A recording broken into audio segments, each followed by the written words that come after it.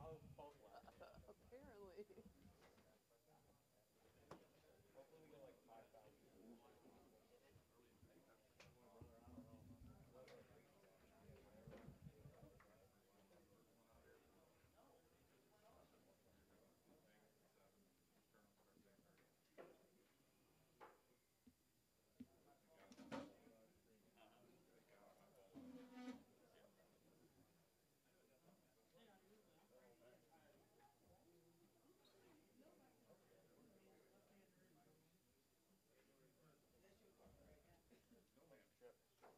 What trip? Yeah. Ready to go back. Yeah? Ready to?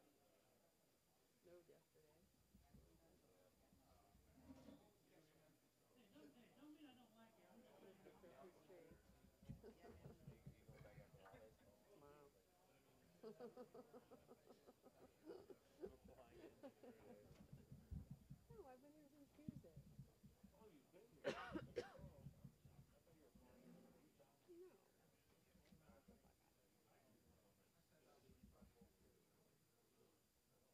The fuck out of here.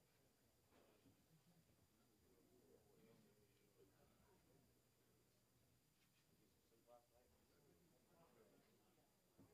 Negatory.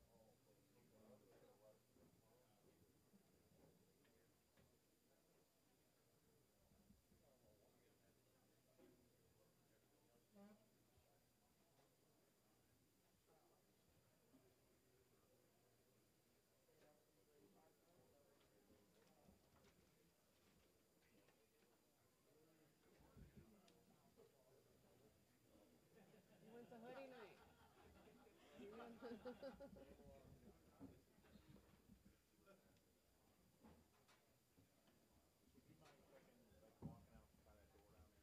to see if they don't have something? On my phone? Yeah, if you just get service through My phone? his phone. Yeah, you do. Hey, how about those subs you were getting? Yeah. Yeah. Send me an invoice for that.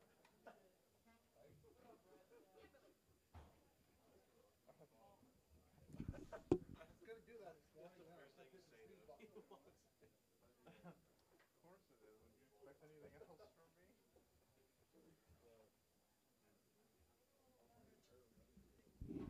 All the cameras got reset last night, so I had to rebuild everything this morning. Why did we set? Power issues.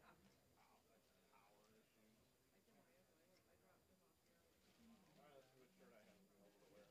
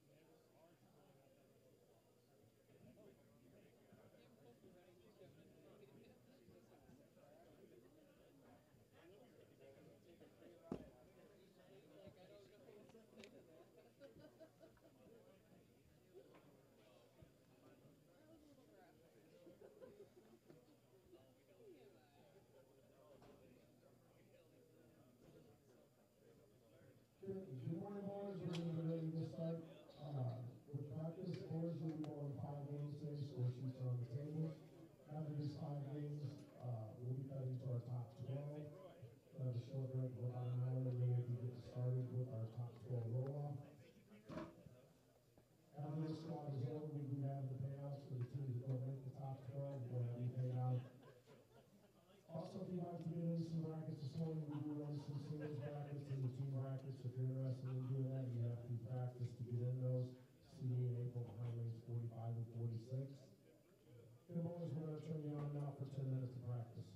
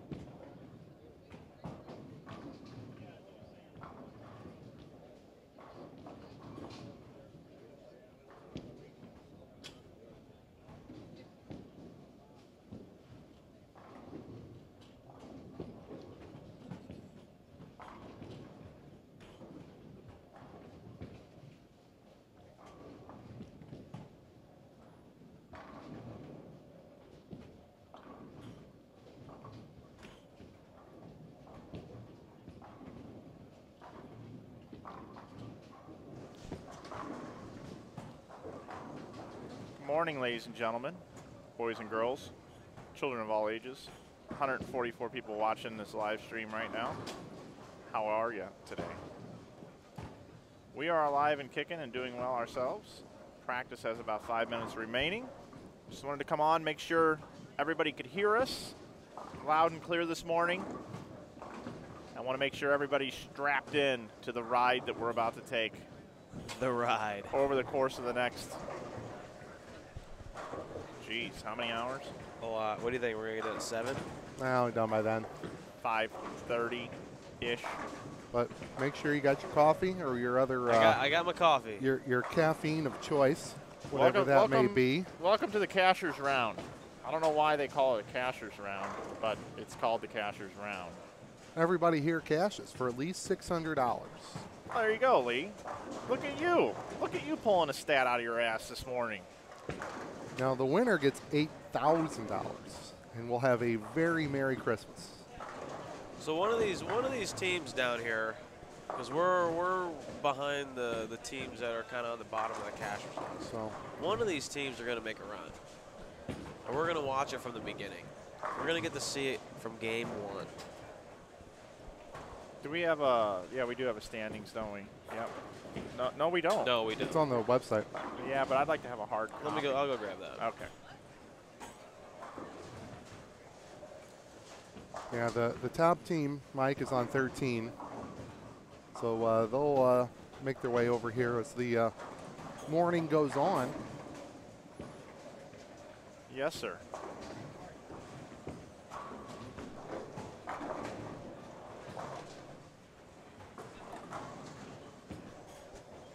First game, we'll watch Don Griffin, David Rosenberg, the Barnwells, Kevin Williams, Casey Murphy, Rick Justice. Yeah, I probably need to build a picture-in-picture. All my cameras went down last night. So I'll show you how you do that, Lee. You click this button right here. We want lanes 33 and 34, which is 5. So we're going to go and grab 5. Okay, and we're going to go over here. And we're going to crop out the right side of it to about there. Crop out the left side of it to about there. Move this bad boy left. About like that. Then we go over here. We add the other pair, which is 37.8, which is number 4. And then we grab that one. Crop that. That direction, crop it in that direction,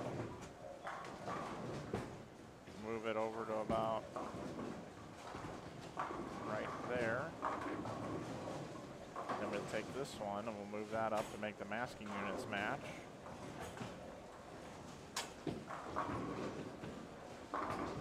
And suddenly like that, Boom. we have picture-in-picture, side by side. Just like that. That's how we roll around here, buddy. That's how the magic happens.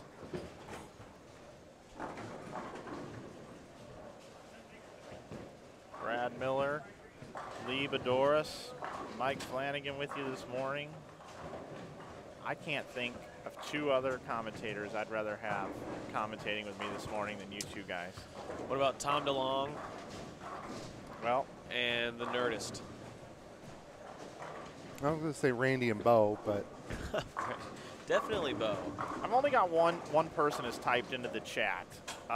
Could I get some more chatalicious going on here? Let us know that you can hear us fine in the chat. We've already got 16 likes down below. We appreciate that. Practice just, about ready to wrap up. Please, someone chat with us in the chat room. There we go. Chatalicious. Kevin, 738. Thank you. Can you hear us okay? Is everything coming through all right? I know we've been a little soft this tournament. Good, Dustin. Thank you. Mike Day. Beautiful. Sean Shelton. Good morning. Excellent. That's what we need. We need to keep that chat moving. Yep. It will. Just wait. Michael McNeely. Hello. Just wait until the match play. Look at you guys. You guys are just flying in with comments now. Perfect. Josh Blanchard. What's up, Josh? How you doing? Chester Ramsey. Nancy Burrow. Look at all you guys. Go, Kevin Talks. go give us a like down at the bottom there. Yeah, do that. All right, here, let's bring this thing into the booth. Look at these three good-looking guys here for you today. Three good-looking guys. All right, so You got a variety. we got the team that's leading, 2 lefties. Team in second, 2 lefties. Team in third, 2 lefties. And then we have Weber and Bittenbender. All right, here, let's bring this. We got to bring this in because you're starting to break down some hot takes. Good morning, everyone. Welcome to the 2017 Hammer Holiday Doubles here at St. Clair Bowl in Fairview Heights, Illinois. I'm Mike Flanagan, joined by Lee Boudouris and Brad Miller, and we are here for the Cashers round today. And Brad, you were just about to spit some hot takes. What do you got for us? I don't know, man. I was just down there walking. There's three teams with 2 lefties. And then you have that Pete Weber and Shea Bittenbender. I think it's their day, man. All right. I do, man. I think it's Pete and Shea. Revenge on lanes 37 and 38 All right. from the 1997 St. Clair Classic. Yep. Lee, who do you think is going to win today? Haven't got that far yet. I'm more concerned about the shot. Okay. Oh, Why? yeah. So Friday Why? night was really nice. Okay. Saturday morning was a little bit tougher. Yeah. Last night was cliff to the extreme. Yeah. Are we going to go further in that direction this morning No. or revert somewhere towards how it's supposed to play? Towards Friday night. Okay. Well, let's take you out to the lanes. No further ado. Let's get you out. Cashers round, game 1 of 5. Happy to have everybody in the chat with us. Good morning to everybody. We're going to watch some bowling. We got Dave Rosenberg up on lane 38. And we talked about this pair of lanes, lanes 37 and 38. A lot of history with this pair of lanes. This is exactly where the 1997 St. Clair Classic, when the PBA Tour went off the air on ABC on a regular schedule, Walter Ray Williams Jr. defeated Pete Weber right here on this pair. There were some tears in the booth that night. Absolutely. And Pete Weber, we talked to him. Brad Miller did a really nice interview with Pete on Really Friday nice. night, talking to him about this pair. He remembers the pair. He was throwing a Meteor Storm with a red shirt. He wore black today. I'm a little disappointed in you, Pete. Wish you would have broken out the red shirt. However, it's like a sports team. When you go and you have a revenge game against an old team that may have traded you or something like that, there's a little extra meaning here. And it would not surprise me, as Brad talked about earlier, if come 4:30, 5 o'clock today when we're doing our position round game, if Pete Weber's not down on 37, 38. That's why I'm saying they're winning, dude. That's why I'm saying it. Right there. You can't write a better story for what we have. Dustin Adams asks, how has Pete looked? Is his hip holding up? Went down and talked to him, and he goes, I played golf yesterday. So I guess he's all right. Brett, I guess he's all right. Brett Shepard makes an interesting point. Going to turning the last year, too many left-handers make match play. They destroy the lanes, and the right-handers win. I like that. What a paradox. I like that. You see what I did there? Yeah. So if there was a team, we have 4 teams on screen right now. Right now we have 2. Don Griffin and his partner, and then the Barnwells. And then on our other pair, 33 and 34, we got Kevin Williams, Casey Murphy, Mark Henninger, and Rick Justice. If there was a team that's on camera right now that's going to make the round of 12, which one would it be? I think you're a Griffin fan, Mike. Are you going with Griffin? Griffin and Rosenberg this morning. I am very, very. Griffin's been snake bitten. He's dominated from a singles portion several years of this tournament and has never had a partner. I can't say never, but most years has had difficulty gaining a partner that can keep up with the pace that Don Griffin has bowled. Yeah. And Don, you see him there on lane 37. He's got himself a feisty lefty veteran, and they are both left-handed. And yesterday we saw the lefties rise up. But I haven't done the math here. They're in 26. They're at plus 532. 12th is 619. 80 pins. Yeah. You can do that in 5 games. Is a lot. It is a lot. It's totally doable, though. It is doable. The 34th place team of Bidwell and Prather are plus 485. They have 130 pins to make up. to get to 12th. Currently right now in the top 12 is Jones and Campfield, Schaefer and Matson, Rice and Holloman, Weber and Bittenbender, Hammond and Ramoclis, McNeil and Pepe, Orff and Orff, Bogacki and Partle, Cleveland and Sweet, Buttriff and Thompson, Lamond and Laserzak, and then Adams and Boyer. So those are your top 12 right now, and there's a team in there. 4 teams within 40, and then it drops back. There are 4 teams within 50 of that number. Flanagan and Taylor, last year's champions. Yeah, they made it in off last night's squad too. And it's a different bowling center. It was a wood bowling center last year. This year it's synthetic, so they are in 20th right now. That team of Cleveland and Sweet, though. I was going to pick them early on yesterday. I'm a Matt Cleveland fan. Johnson and Barta down in 29th position at plus 497. You know what? Yeah, you know what? I'm going to tell you right now. That is my pick. Griffin and Rosenberg to get into the top 12 would be my team that I think could make a run. That would be my pick. The obvious pick is Sanders and Cook. Matt Sanders, nobody really bowling better on the planet right now, and he also is left-handed. Jimmy Cook always shows up in these cashers rounds. So those would be my picks. Lee, I don't know what you think about this list right here. Is there maybe somebody in here that, you know, Lee is our local correspondent. He knows all the folks that bowl over on this side of the river and bowl in the center. So what would you say, Lee? I was going to give you a different team of non-locals. Oh, okay. And they're right in front of us. Chris Loschetter and Matt Ogle. Okay. They're in 24th place at plus 541. All right. That's a good pick, too. You know that they can strike for days. Man, how about Jason Queen and Tom Adcock last night shooting like 525 the last game to miss by like 10? They missed by 3 pins. No. 3 pins. Did one of you say that they thought Adcock and Queen would just miss? I did say that. You were. I don't remember that. I do. I said I but thought they would just miss. But I couldn't remember which one of you two Man, it was. for some But reason I'm I just thinking this don't morning, I'm remember like, that. one of you two nailed that. I don't recall. Man, 520 the last game. It was not easy to shoot 520 the last game yesterday either, man. They were. And through 8 frames, they had 557 left. I know. Gosh. And then. Queen shot 299, right? Right. But Adcock, he made a pretty good shots in the 9th and 10th from what I saw. That 12th ball for his 300 almost mattered. It almost mattered. I mean, he knew it didn't at the time. That would have been awesome. I mean, shoot 300 to get in by pen. Right. What about Kyle and Tim? What do you think? Any chance? You can be honest. We're all friends here. I mean, they're in 16th. Come on, They've Mike. got a lot less ground to cover. I think they can do it. I definitely think they can do it. No question. No question.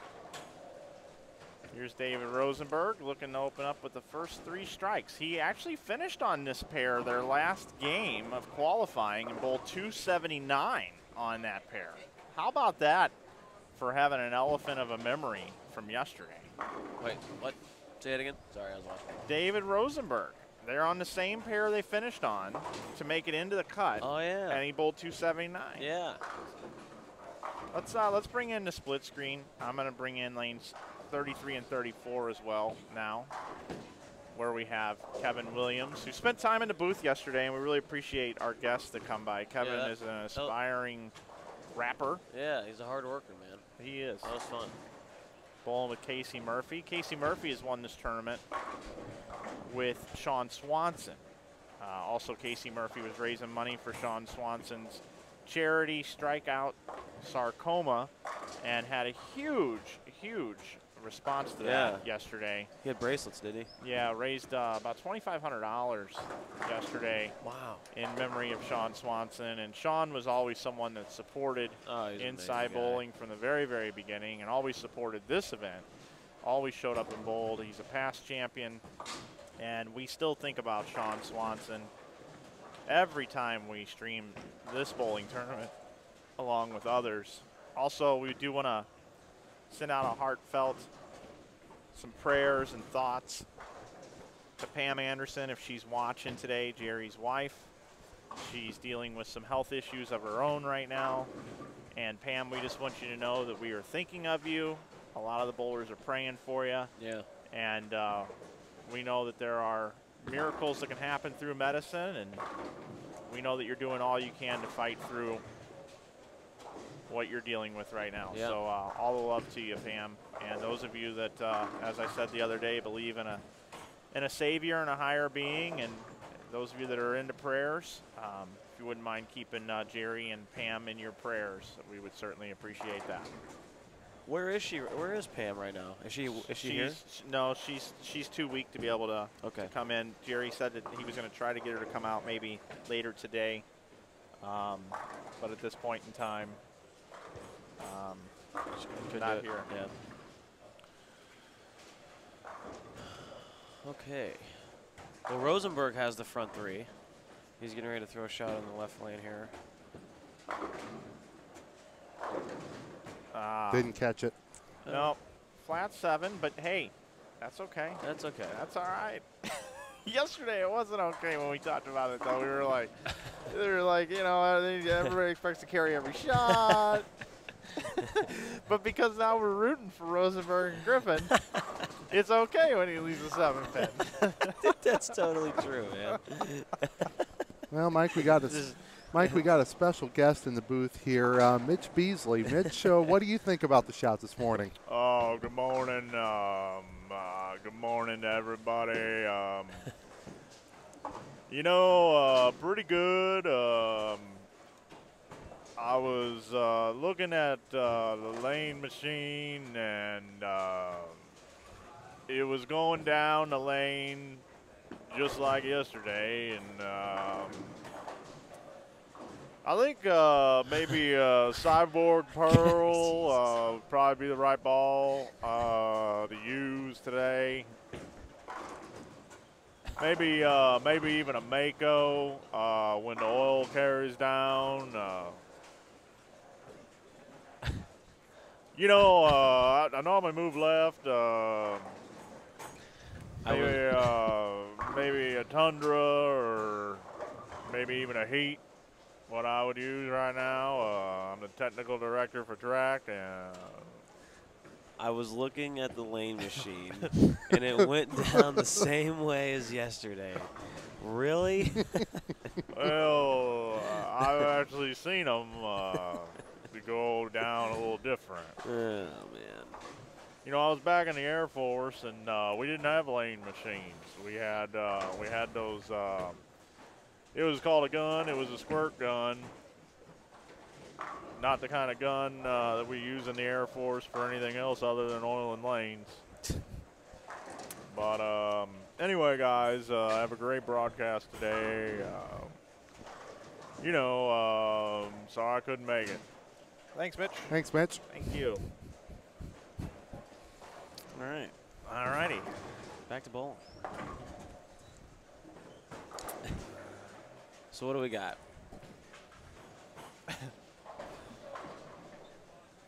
Low Shutter has got his angle so tight. So He's just straight up the lane. I know. I got to switch that camera around. Yeah, you do. We need to show people how straight Chris Lowshetter is throwing the ball. They're not off to a great start, though. Their crossmates are, however, John Flanagan has the front 6. His partner Andy Manka's double 9 spare triple. They probably expected to be at Bel Air this morning in the Griswold tournament, but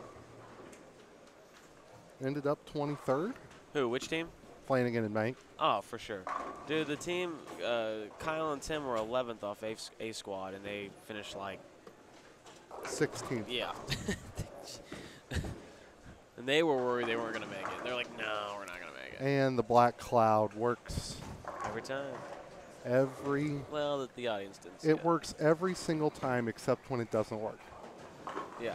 I don't And it- know if and you're it going to be rarely able to works see when I need it to. Lowshetter here, just how straight he's throwing it. He might step in the way of my camera angle. Jimmy Cook and Matt Sanders are off to a really good start. Just so you know. Actually got a good look at that, Mike. Yeah, he is throwing it so straight. Chris is throwing it so straight for him. Yeah, it's cool. Well, another strike for Jimmy. So we got Jimmy and Matt are the team that's out in front early. Sorry, Of John. the group. Sorry, John. The cloud got you. Yeah. Brad, will you hand me the mic? I think it's just down there. Man, I got short arms. I know. I know. Don't hurt yourself. Where'd Low Shutter go? Where is he?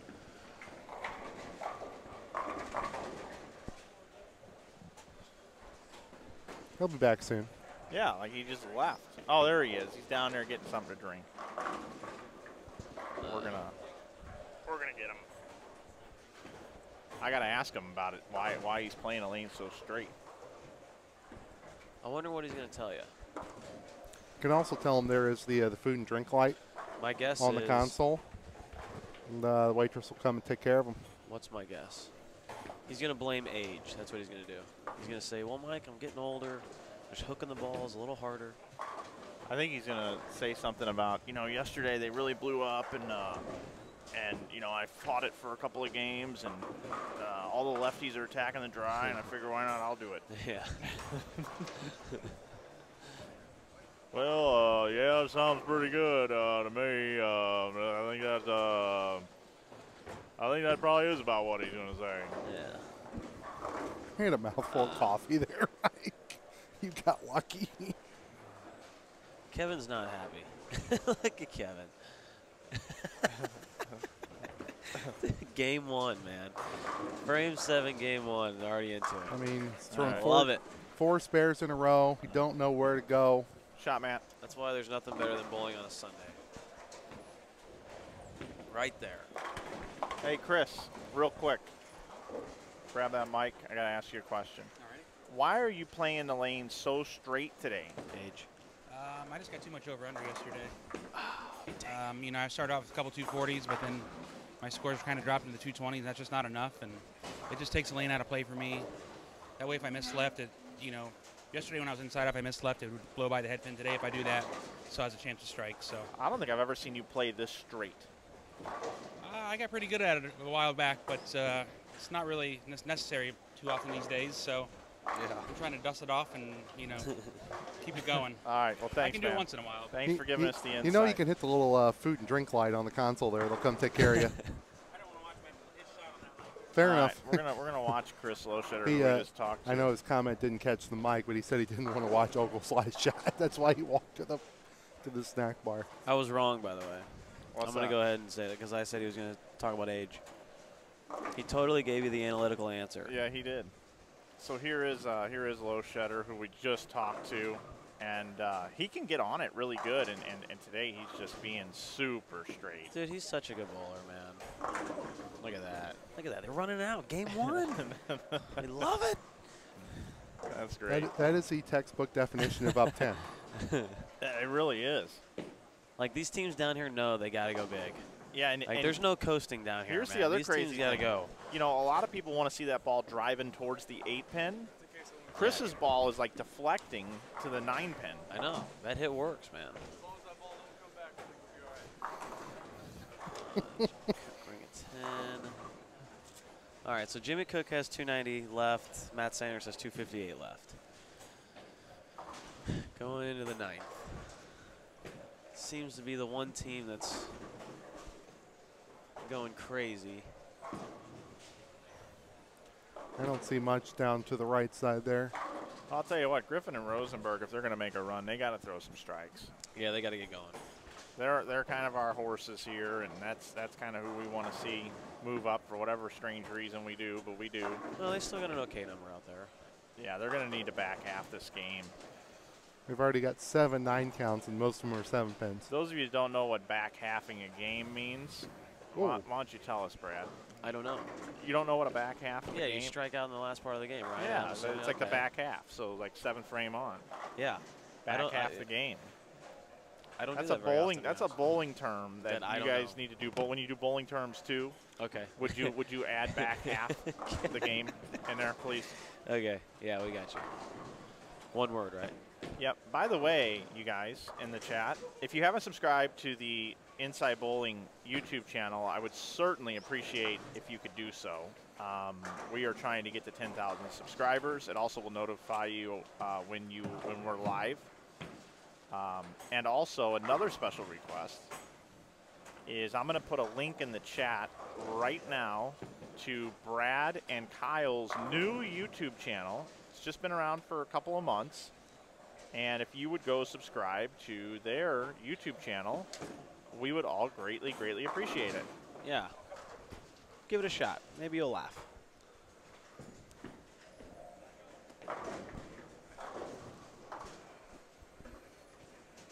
I think someone in the chat said the back half is from the fifth frame, Mike, so you should probably read a book. Yeah, 274 this morning when I subscribed. You lost one, Brad. I know. I don't know why. We're at 200. Oh, there we go. There we go. Found one. I see Yeah, people thank you. subscribing out there. Thank you. Thank you. I see those subs coming in. Let's go see how we're doing over on Inside Bowling as well. Let's go see how she's looking. 5 million video views. Oh, yeah. We don't mess around. Ooh. Almost 9,100. Hold on, it's going to go up. It's going to go up. It's going to go up. Watch this. We now have There. Wow. 9105, Cool. everybody. Thank you so much Very for cool. subscribing. Oh, and it's still going up. 9106. Sweet. You guys are the bomb. You guys are the best. That's cool, man. 9,000 subscribers. That's pretty cool. It from is. From something you started. Yeah, in the first 4 years we streamed on Ustream and Livestream. We weren't even on the YouTube platform. It was action matches. Yeah, if we'd have been on YouTube all along, I bet we'd have 25,000 subs. Yeah, that'd be cool. Anyway, subscribers is where it's at on YouTube, guys. It helps us with rankings. It helps us with getting bowling out there. Yeah, definitely. Helps us with views. I've always said this: if we ever blow up and explode and have a huge following on this platform, and we do monetize our videos, I will do very, very special things with the large cash that could potentially come in for bowling. Trust me, it will go back to all of you to bowl events. How cool would that be if, like, a bowling channel? I guess the PBA has like 60 or 70,000 followers, right? It's pretty cool. The PBA YouTube channel? Yeah. I mean, 60,000 followers. Think about it. 60,000 people are following that channel. That's a lot. Yeah. That's like a city. If once you get to 100,000, which I know is a huge, huge number, YouTube sends you a Google YouTube button. It's silver. Yeah, PBA YouTube channel is at 78,103. Go subscribe to them too. Yeah, dude. Subscribe to your favorite brands, which is a great time for us to tie that in and talk about Hammer Bowling. Without Hammer Bowling, this broadcast would not be possible. Makers of some really good products right now. You've got, on the high end, you've got the Gauntlet series, you got the Scandal series. They got some new stuff coming out January and February. You definitely want to take a look at that. Phobia series. And then you go in, they got the Urethanes, Black Widow, Gold. We saw Shannon Plahowski bowling really good with that ball yesterday. Yeah. So, you know, consider a Hammer ball on your next purchase. Certainly would appreciate it. Hammer's giving back to bowling by making this bowling broadcast possible for you. So thanks so much to Hammer. So Jimmy Cook shoots 280, and Matt Sanders can strike right here. As a matter of fact, you're going to be able to see his shot on the very left side of the screen here in about 20 seconds. So if he strikes, he'll be in the 240s, so they'll shoot 520 out the gate, which is massive. Let me see this. Where are the standings at? Yeah, Hammer got a nice compliment last night, Mike. I was talking with a teammate of mine, and he's like, I wish I had your Scandal Pearl right now. There you go. They're drilled very differently, and he wanted the roll that he knows I have with that ball, which is fantastic. Look at that. Shot, Matt. Matt Sanders. Okay, so that's going to get them, they're 60 back, and they shoot 520, so they're going to be like They're close. They're going to be right 10 back or yep, so. Yep. Yes, they are. just like that, one game. Bam. Oh, Wilbur. We've got some really good questions coming in the chat too, and I'm not sorry, Lee. I'm not ignoring the chat, but I am gonna. I will touch on a couple of these things. Yeah, what thoughts do you guys have on the potential USBC rule changes on the balls? Yeah, and I got to tell you, I don't know enough about the proposal or what's really going on there. Yeah, me neither. And it's because I haven't sat down to analyze or look into it. Same. And I don't really like to put the cart before the horse. I'd rather know that it's coming and then spend my time researching it. I know what it is, because what it is could be anything or nothing. Yeah, rule changes on the balls. I think they're trying to. They want to regulate.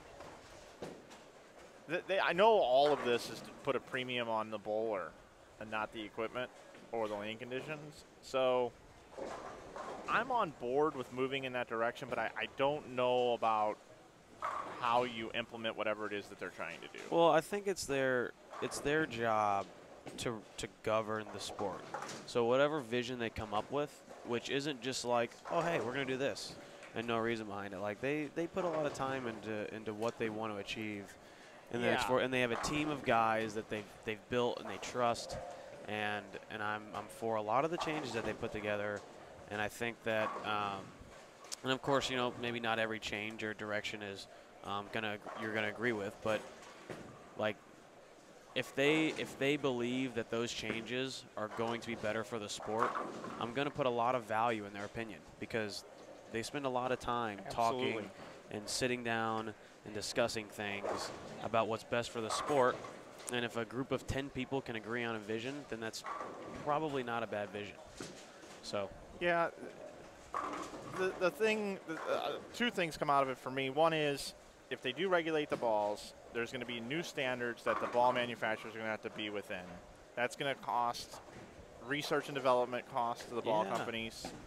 Currently, the ball companies are helping fund the USBC to some degree through sponsorships, the PBA, et cetera, et cetera.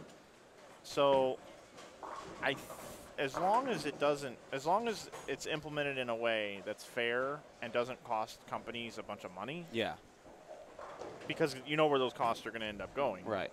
To the consumer. Yeah. Bowling ball prices will go up. I mean, so, and then the other thing is, I hear it's going to be like a 4-year, balls will be grandfathered in for 4 years. Okay. So what's going to happen?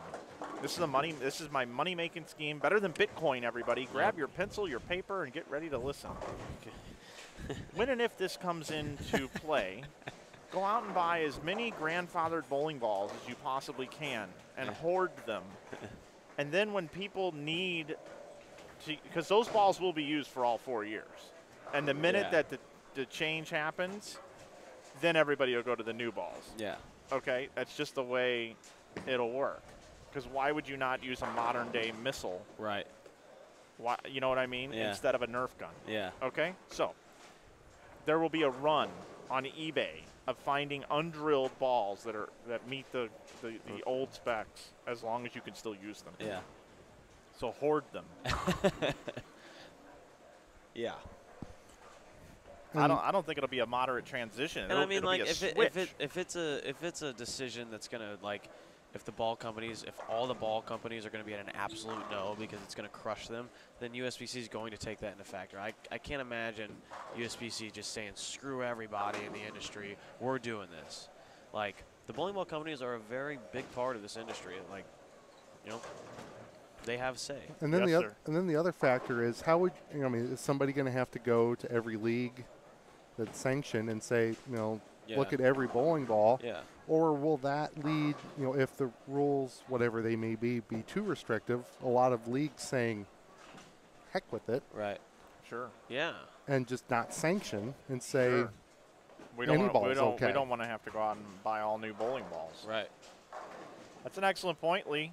That's why we sit you down here. If you want to learn more, Jeff Wriggles' blog, 11thframe.com. He wrote good about friend. It's more words than you probably needed to write, but every word was fantastic. Yeah. We love Wriggles. Yeah, I do. I like his and blog. I read his blog. $20 a year, exceptionally well spent. It's crazy. It's crazy how hard he works. I know. I mean, he writes a lot. A lot. Like, he's posting stuff all the time about whatever he can do. Yeah. So here, if they grandfather the old balls, people will buy old balls from other people and not buy that many new balls. At Inside Fair Bowling, point. what's the next tournament to be live streamed in January? We'll be at the Bradley Open, so we will be back with more streaming for you. I like what Mike says here. I don't need a modern day missile. I have a 2001 trauma recovery and it's symmetrical and smashes the pins harder than any other symmetrical I've ever thrown. Well, Mike, what you don't know is I don't believe that trauma will fit the new specs, so you won't be able to use that either. Just so you know. Is this camera good? Yeah, you want to get Kyle? No, I just don't want Tim to be covering it. Well, here we'll just go over to Tim right here. This is the camera that. Can it go higher by chance? Yeah, we can get it up higher. Kyle Sherman. That's the Kyle of Brad and Kyle. Go to YouTube and It is. subscribe to their And page. we don't have anybody bowling there. We don't have anybody bowling there. We will very shortly. So we're just gonna end up giving you this one right here. We'll just keep you here.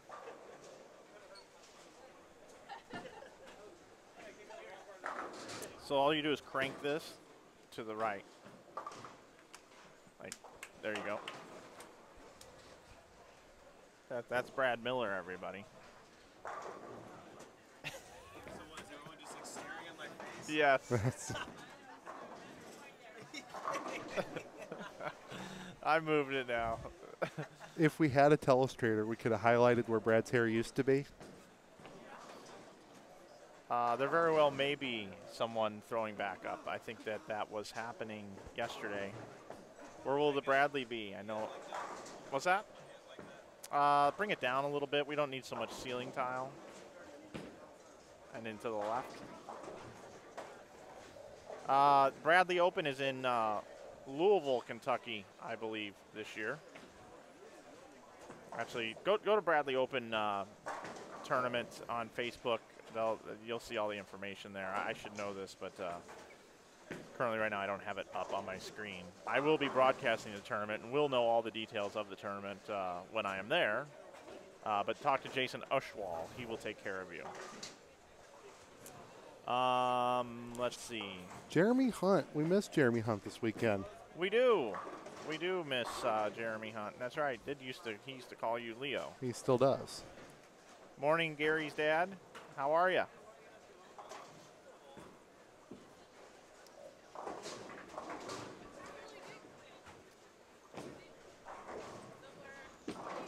Oh, this is awfully nice.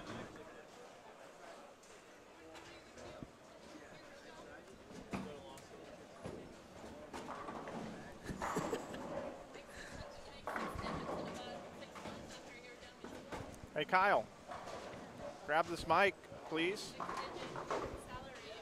We got to get Brad on here, too. Why don't you stand right in front of the thing here? Are we interviewing Kyle? All right, so this is Kyle Sherman. Just look Oh, right guys. into the, Gosh. there's a comment in the chat right now, okay, from Mike. He says, Brad and Kyle, I loved watching your blogs yesterday. Watched a few of them. Thank you for putting the time into the blogs.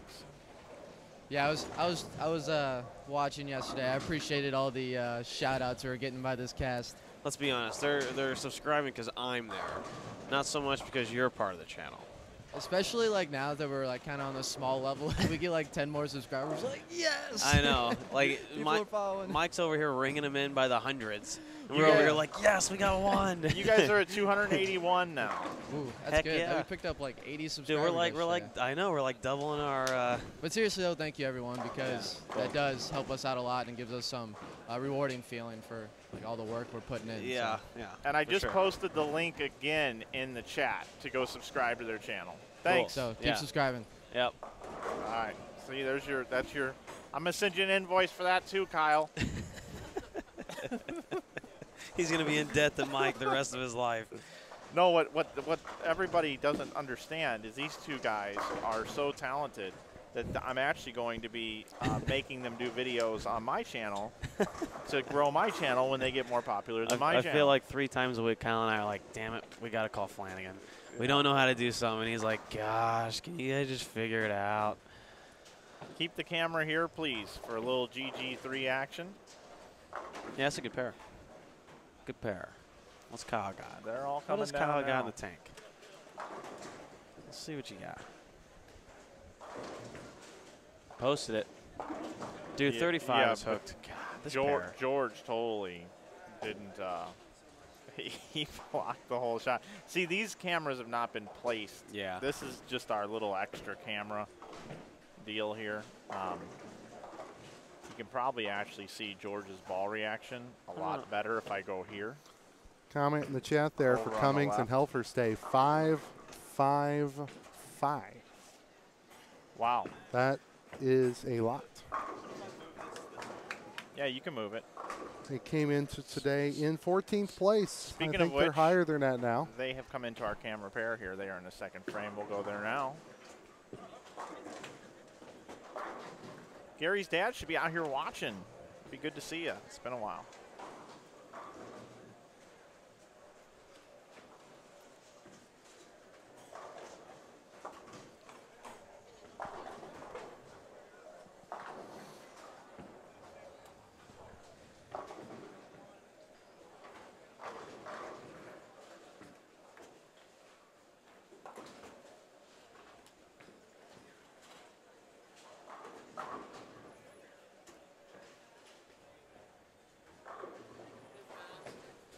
Want to give a shout out to the funky cold Medina, Antonio Medina, sending me a message this morning.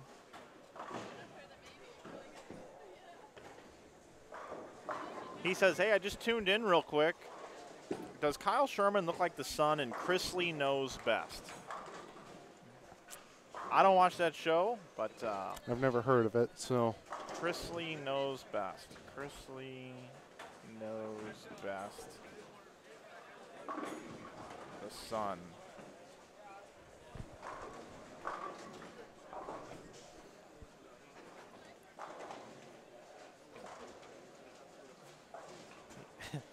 There's a little bit.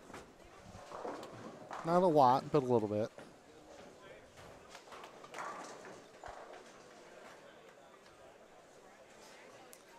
Charles Smith wants to know what is the pattern that the bowlers are bowling on this morning. They are bowling on a house pattern with added volume. Going to bring in our split screen so we can see a little bit of everything here. 33 and 34 is the team of Bober. And Blake? Yes, thank you, Bober and Blake. Dave Cummings, Jen Helferstay. And then Chris Hester, which Hester and Flora came into the day in 17th position. That's we'll have to keep the sheet because this is who they're bowling with. Yeah. Chaz Brewer and Austin Bolds. Should we call Rich Blake Rich Balake? Yeah, that's a good idea. Okay.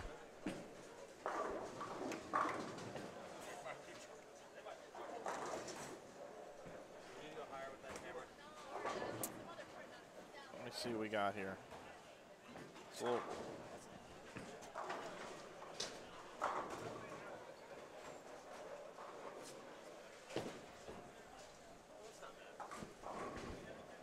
do have another pair here for you.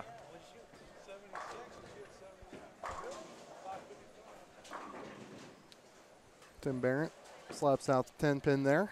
So Jen Helferstay and Dave Cummings just shot 555. Yep. 279, 276, I believe it was. Yep. Where did they start? 14th. They started in 14th, and Yeah, they're in the number. They were worried that they weren't going to make the cut.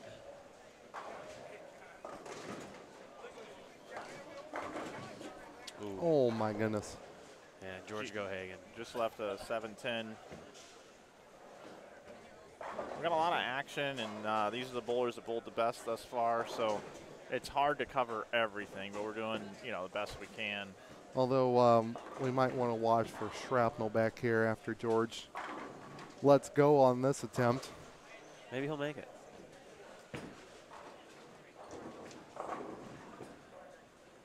You never know. We will have standings updated for you here. It will not take long. Oh, and then we got Helferstay and Cummings on the Yeah. history paradise. Where you been? I don't know. Dude, she's a beast. Brad was talking with his groupies back there. Yeah. I got some fans, you know, Mike. I know you do. The power that Jordan Horns puts on the bowling ball backup is just Yeah. Dustin Adams here says, any stories from teams leaving town Friday who thought they wouldn't make it, then scores kind of came down and they had to hurry back? I haven't heard of that. no. No, because we were guessing 500 and it just got to 485, but we weren't like way off. And some of the teams that were, a little bit lower from A squad, Cody and Chris Aldrich were plus 500. They're local bowlers. Ashley Cole and Devera Buckley, 487, local bowlers. So I don't know about Farish and Preston or Smith and Zager, Yeah. Bidwell and Prather, but most of those teams were around all day yesterday. So Well, Pete doesn't look too happy, so maybe my prediction is a little off. By the way, guys, Yeah. we need to watch the shaking of the table. We got a lot of stuff plugged in. That Was I shaking the table? no, I don't. I just noticed the table move, Oh, and I okay. know that sometimes we get excited. Oh, and yeah, definitely. I caught myself doing it yesterday. Yeah. Cummings just missed that? yeah, Yes, he did. Come on, man. Can't be missing spares. we went over that yesterday on our Hammer Hot Takes. Yeah. Don't miss them. Yep. Unacceptable. Tim Barrett.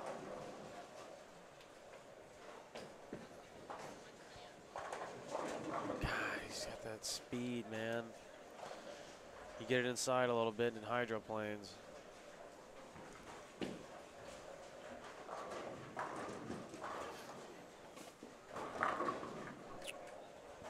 Good shot by Austin Bolds.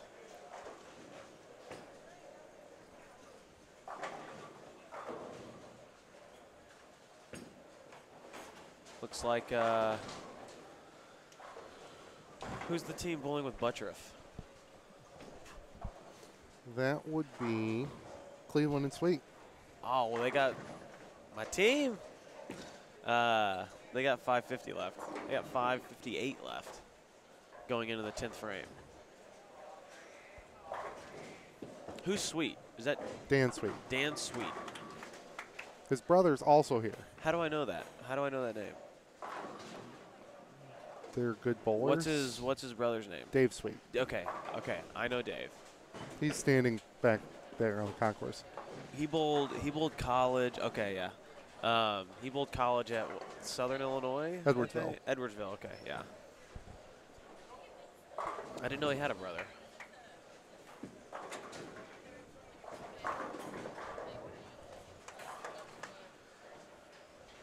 Looked like Cleveland got the first one on the 10th. So, man, that's going to be a massive game. 558. Think we're going to see a 600? Think it's possible? It is possible. I don't know, man. It's kind of hard to strike.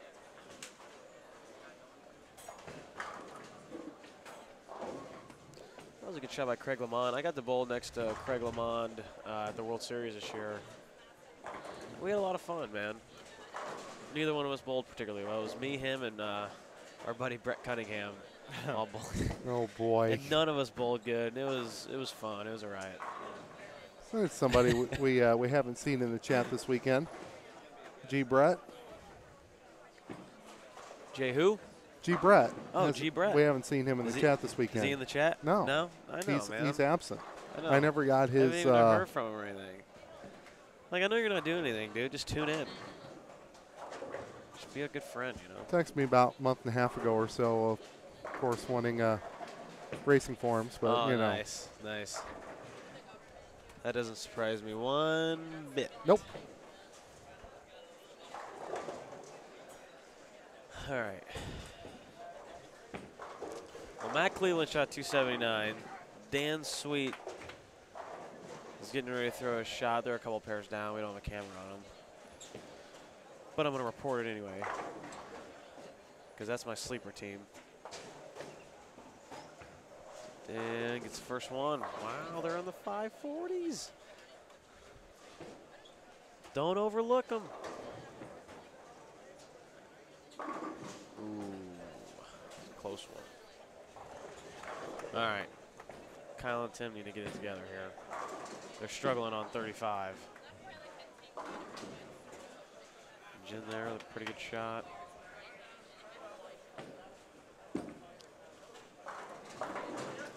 We got Jordan Horns over here at the front 7. And Gohagen, he can punch for 266. That's 710. He threw a turkey 710 double. The only thing keeping them from a perfection. Looks like Dan Sweet got the second one in the 10th.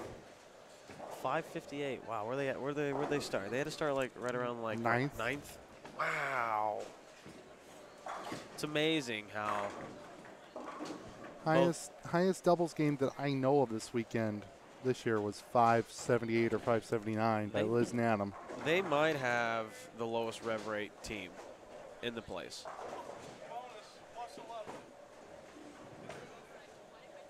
Jen and Dave are very similar. Yeah. John.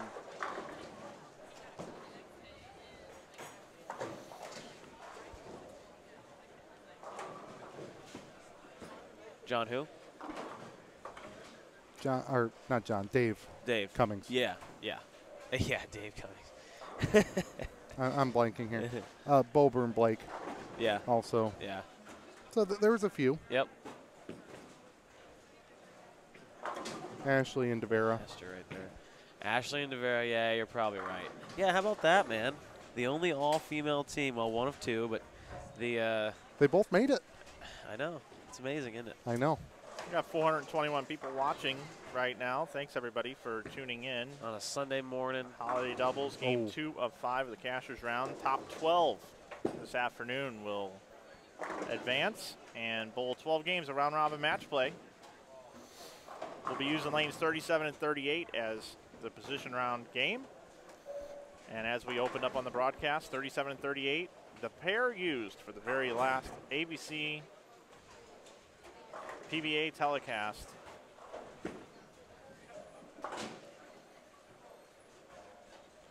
Yep.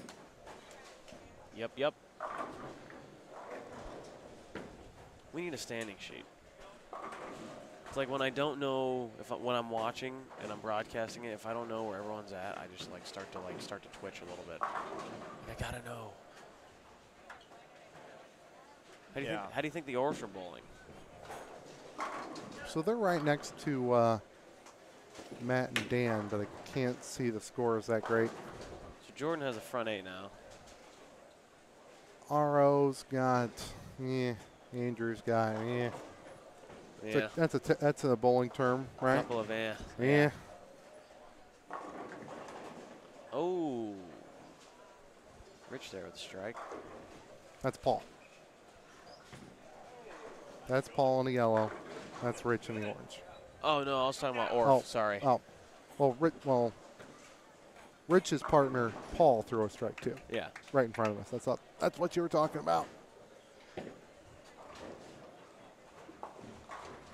Unfortunately for them, but fortunately for us, neither Mike Peters made it. Isn't that crazy? 2 Mike Peters in the tournament. Yeah. Looked like Mattson was getting fired up down there a little bit. He was so happy with the way they bowled. Oh, yeah, dude. He was gleaming around here at the bowling alley yesterday. He was happy.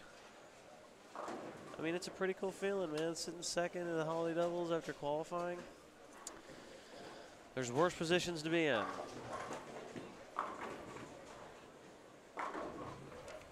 Ooh. He had the front 6, by the way. There were 136 worse positions to be in. Yeah, no kidding.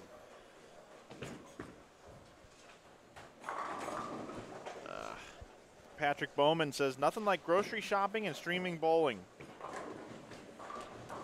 Turn up your volume. Yeah, we got to clean up in pile number 4. Clean up on aisle number 4. Number 26, your number is ready in the deli. 26. We got Austin Bolds.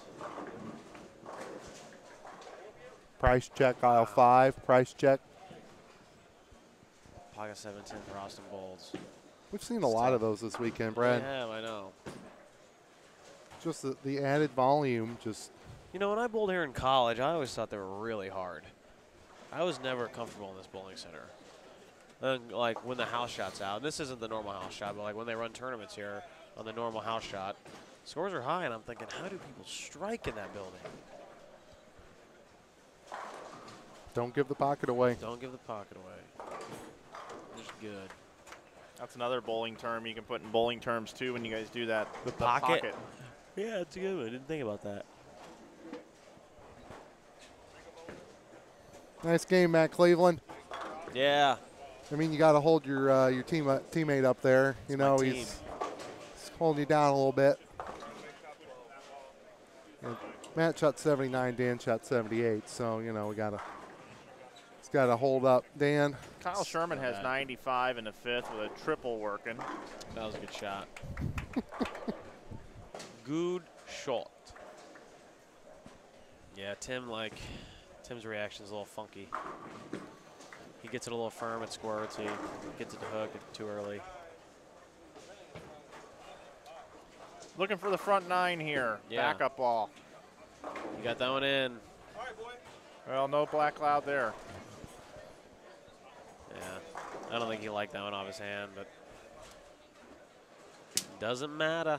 Chaz Brewer looking for a little more continuation. Yeah. Some pin came out of the back there. That was interesting. I got to get my replay back up and running. I wanted to look at that again, but I don't have replay. But I will now. Chaz has been bowling pretty good. Tim. Nice guy, too. Don't get so excited about Tim's shot here.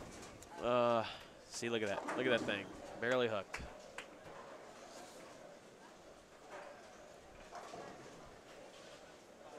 We got Dave Cummings. Come on, Dave. Come on. Look at that. The light mixer. Wow, what a team. What a story.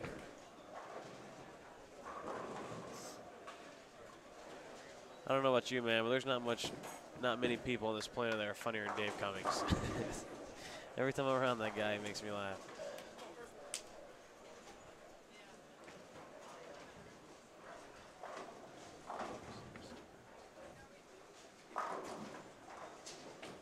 So,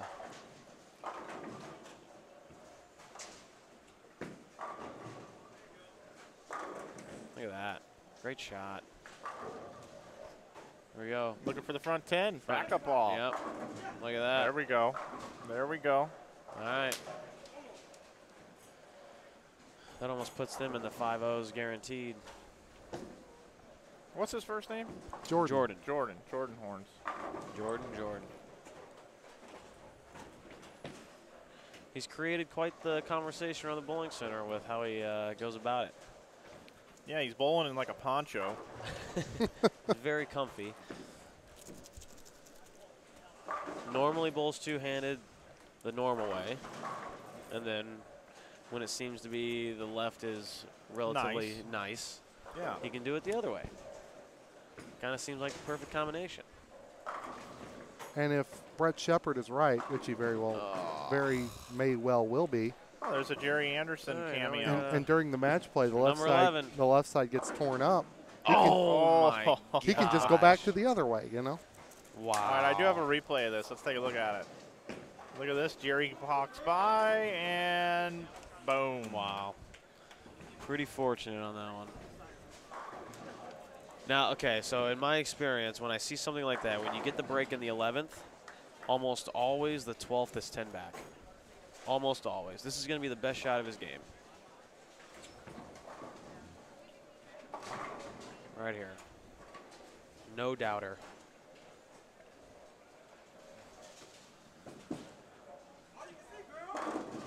No doubt. 3 bills. A little bit in, but got away with it. Very nice. That's big. Congratulations, Jordan. Now let's see what George can do. If he can strike out, they shoot 534. That's pretty good. All right, so we have standings, and they are organized by top to bottom. Where are they at? Who are you looking for? Gohagen and Horns are 11th right now, plus 731. Wow. George just left that 9-pin. Wow. Let's go over the standings after game number 1. I can't get over this 9-pin. Jones and Campfield lead at plus 941. At 835 in second is Schaefer and Matson. Third is Rice and Holloman at 826. At 809 is fourth Rich Orff and Andrew Orff. In fifth, McNeil and Pepe at plus 784. At 776 in sixth is Weber and Bittenbender. In seventh is Cleveland and Sweet at plus 770. Eighth, Bogacki and Partle at plus 764. In ninth, Cummings and Helferstay after a big 555 vaults them into ninth at plus 754. At 734 is Hammond and Ramoklis in 10th. And 11th is Gohagen and Horns at plus 731. And 12th is Buttriff and Thompson at plus 706. Bober and Blake are just on the outside looking in. 10 pins behind the number. 13 pins behind the number is Sanders and Cook. 23 pins behind the number is Lamond and Laserzak. Well, the number's moving, Mike. 13 and 14, Bober and Blake can shoot 67 and 79, and they were in 13th. Did anybody see that 9-pin? I did. Gohagen just lost? I cringed. I'm just wondering. I feel I'm just shaking my his head. pain. Pocket 710 in the fourth. I do. Oh well. 513. All right, he's done with that pair. Can't be mad at it. Can't be mad at it. We're not using it later, so he's done with it no matter what. Helferstay is going to shoot 240 here, and Cummings has the St. Louis 260 going. There's RO. He's just smiling. It's kind of crazy that Kyle Sherman and Tim Barrett, Kyle's going to shoot 220. Tim's going to shoot 218. You're going to shoot 442. A number that's like, it's so easy to shoot 220. You don't even have to bowl. You don't have to throw one single bad shot, and you can do that. And they're probably going to lose like 50 pins to the number. Helferstay finished up her game for 47. Yeah. Paul Bober says, eh. Come on, Dave.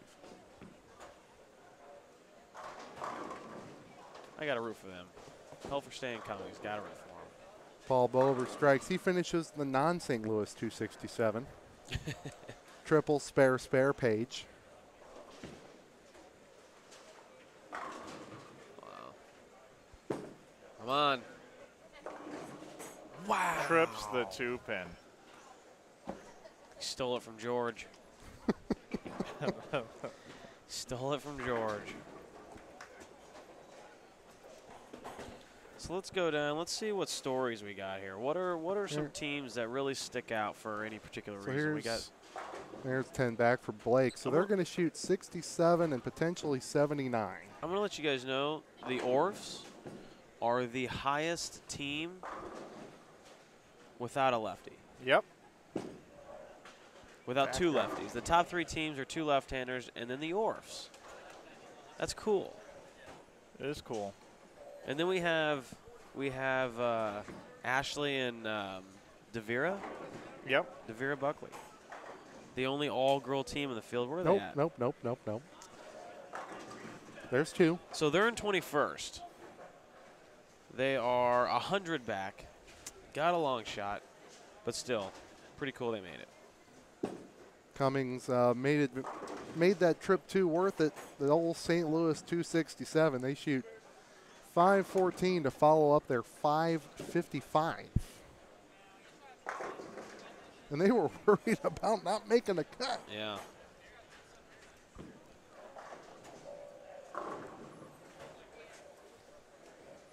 Just wrapping up game number 2. 3 more to play. So we have the top three teams are all left-handed. And then we have the Orffs and then McNeil and Pepe. So the top 4 of the 5 Are left-handed. are all left-handed. But then we got Weber and Bittenbender, Cleveland and Sweet, Bogacki, Partle, Cummings, Helferstay, Hammond, Ramockless, who I'm secretly rooting for, and then Gohagen and Horns. Because Mike brought you pizza this morning? No, you know, Mike's got to deliver. If Mike and Robert make it deep into this tournament, I'm really looking forward to watching Mike bowl In match play. Yeah. Because he's a character. He is. And I texted him last night. I'm like, you better be about it. I'm ready. So that should be pretty fun. Fidel Marchina actually says a good point, and you guys are really going to go from this scoring pace to the Bradley. You need something in between at least. Yeah, no kidding. The Bradley's hard, man. Last year I bowled the Bradley, and I did not bowl very good, and I went home and I was like, the only thing I thought about was I am not very accurate. That's the only thing I thought. Like, this pattern made you repeat shots. It was unbelievable. It was cool. It was a good experience. Brandon Flora. Quietly shooting 260. So Helferstay and Cummings shoot 5-0. Tell me about Hester and 15. Flora. They're in 15th right now at 585. 685. Where'd they start? Sorry, yeah, 685. And they are Oh, right here. 17th. So they moved up 2 spots. Yeah. Okay. What'd they shoot that game? 221 and a possible 267. Okay. That's pretty good. That's yeah, it is. It keeps them in that range. That's a little higher than par, I would say. Yeah, definitely. But a lot of the teams in front of them just shot 5-something. Oh, boy. Good thing it's only a fill shot. It's possible to shoot 480 and watch drop this spots, shot but you're not again. going to lose a lot of points. Watch this, Brad. Break this down. Look at this. Look at this shot from Brandon. Ooh. I know, man. That's so easy. 4, like, 6, 7, 9. That's so close to a 4-pin. The old 263 trick. There's a good spot for it. Well, good mystery jackpot score, but game number 3. Let's take you over 33 and 34. We've got a couple of competitors coming in here. Yeah. We're getting to the part of the bowling center that started the day up top. Yep. And for the most part, they're still there. Matt McNeil, Anthony Pepe, Robert Hammond, and who you were just talking about, Mike Ramockless. There we go. Cool. Yeah, Anthony Pepe was in the booth yesterday, and it was kind of cool. I really admire his discipline. Yeah, we're gonna have to.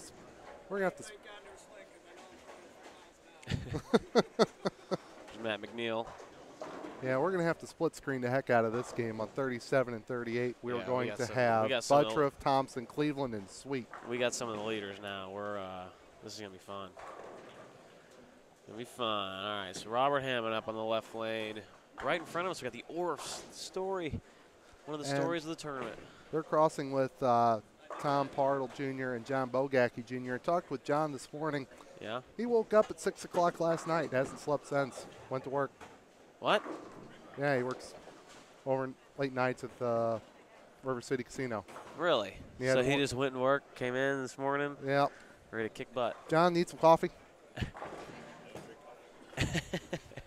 You don't drink. Okay, he's got Mountain Dew. Good enough. I don't drink coffee. Well, we'll get a big pitcher for you. You can just sniff it before every shot. All right, there we go. All right, so we got Mike Ramon. We're in the first frame of Game 3 of Game 5 for the Cashers round. After 5 games, we cut to the top 12, where all those teams will bowl against each other in 12 games of match play. It's going to be our final part of the tournament. It's certainly going to be the most interesting part of the tournament. We're going to be able to keep up with swings and momentum and who's bowling good on what balls they're throwing, what pairs they're bowling on. So that's definitely going to be the marquee part of the event. After those 12 games, they're going to bowl 11 games. They're going to bowl a position round, and then we will crown a champion. So certainly looking forward to the afternoon. If you got stuff to do, do it now, and come back and join us for the afternoon session. It's going to be a blast. If what you have to do is only going to take you about 30, 45 minutes, you're going to have a break between the sessions. Yeah. So. Yeah, this afternoon is going to be awesome, Plan your chores now. Normally, get them done. normally when I bowl this tournament, I'm always like in the bottom section of the cashers, and it's like we have to shoot 260 every game. We have to shoot 260 every game. But this year, I'm sitting back and watching the people who feel like they have to shoot 260 every game, and it's really enjoyable, I might add. Especially when they actually do it. Yeah, it's awesome. Like, a bowling on a Sunday means normally that you're bowling in the cut. You're in the money. It's down to the nitty-gritty. There's so many good bowlers here. Like Jacob Buttriff and Greg Thompson. They came from Arizona. And Greg hasn't bowled particularly well. I can't say he hasn't bowled very well. He just hasn't been able to strike. You know, I'm sure he went 200 over in qualifying, but just hasn't been able to get his ball to go through the pins the right way. But that's when you have a partner like Jacob who's like, yeah, I'll just strike on everything. I got you, dog. Yeah, they're crossing with Cleveland Sweet. Pretty much the only thing that Greg Thompson and Matt Cleveland have in common are they're right-handed. And they're wearing black shirts. I know, man. It's awesome. Ball I mean, they are virtually ball completely speed, different. Thompson's twice as much. Rev rate 3 times as much. Doesn't matter to Matty strikes anyway. But a hidden tip, Brad. Yeah. If you ever throw a bad shot and you're a little nervous about it, Okay. you yell Matt Cleveland. All right. Does it help? It helps. Okay. 70% of the time, it works 100% of the time. All right, we got Remokless up here. The right lane. Oh, a little slow. 410. He's not going to be happy about that. Yeah, RO just mentioned to me that you know they're slick when he's throwing at 3 miles an hour. I don't think he's throwing it that slow, but close. He's throwing it slow compared to him. He likes to fire it. So we're assuming that his adjustment is just he's going to throw it harder, right? You think he's going to move left or he's going to throw it harder? I would assume harder. Well, he's throwing a pretty strong ball here. I feel like Mike's on his A game when he throws it harder. I was talking about Rich, but. Oh, okay. Sorry. Ooh. Try. Here All is right. Rich Orff, Yeah. Andrew Orff. Awesome. You can time this ball speed with the sundial. It's lane 35, man. That's such a tricky lane. I think he got it out a little bit quicker than his first 2 shots, but. It like hooks, but then you get in and it likes to bail on you. I'm just giving my buddy trouble. He and Andrew matching again. Blue shirts on Sunday, though, instead of red. Some housekeeping here. If you're looking for the scores, the standings, you can go look at them on InsideBowling.com underneath the live stream and the chat. So you can go find that on the event information tabs. You can also go see all of the standings after yesterday. Also, another housekeeping note. We have 485 viewers watching right now, which is the most we've had all weekend, and we cannot thank you enough. But we do not have the most amount of likes down below. We have 55 likes right now, and the more likes that we have, the better the ranking is on YouTube's live sports today. And since we are up against the NFL, we need all the help we can get. Yeah. So if you don't mind hitting the like button down below, that would be great. And also, if you do enjoy our broadcast, you can be part of them more often and get a notification by subscribing to our YouTube channel. Almost a 710. Pepe almost picked the 710. So if you don't mind subscribing to our YouTube channel, if you like what you see, we certainly would appreciate that. We're trying to get to 10,000 subs. And I just noticed, because everything got rebooted this morning, that I did not de-interlace the cameras. So I'm going to go through and do that right now so that the feed is better for everyone. Okay. That 710 attempt even got a smile out of Pete Weber. Really? Yeah. Oh, they're right by us. Well, they have a good game going. Petey's got the front 4, make it 5. Make it 5, and Shea's got double, spare, double. I'll take it. Looks like there's no sign of not striking by the 2 leaders. It's like Matson and Schaefer, and then Campfield and Jones are all putting on a clinic down there. Wow, we've got some serious bumped cameras and stuff. Yeah, we do, actually. That table over here to the left, 33 and 34, they've been bumping it quite a bit. Yeah, they need to. I'm taking that chair out of play. Blame Ramaklis. He hit it last.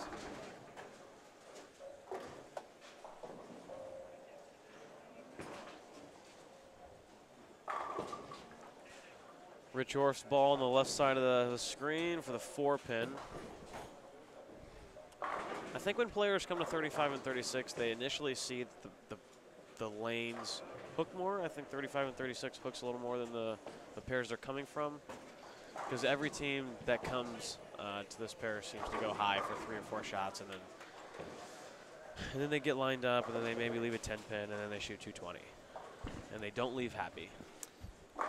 Greg Thompson Jr. really struggled yesterday compared to how well Jacob bowled. Had a few adult beverages last night to drink away his sorrows. Did he? Yes, he did. Good for him. But today, I wanted to point out Greg, as he's now out of camera, but he's sporting the Tony Reyes logo on his back. Paying tribute to the late, great Tony Reyes, one of the best guys in the sport, passed away in 2012. It's been 6 years. I never met him. I never met the guy. Wish I would have. I never met him either. Yeah. I hear a lot of great things. Sad. So we go from Buttriff to McNeil. All right. Man, McNeil just puts so much more power in the ball than Buttriff. It's really amazing.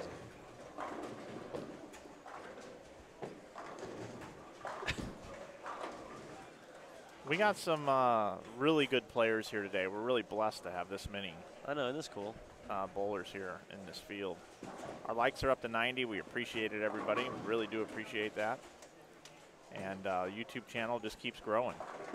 We're up to 9,119 subscribers. 800 away from where 800 we need to away, be. yeah. Hey, you never know, man. We got a long day ahead of us. Yeah, we do. If we already got 500 people watching us, who knows, man?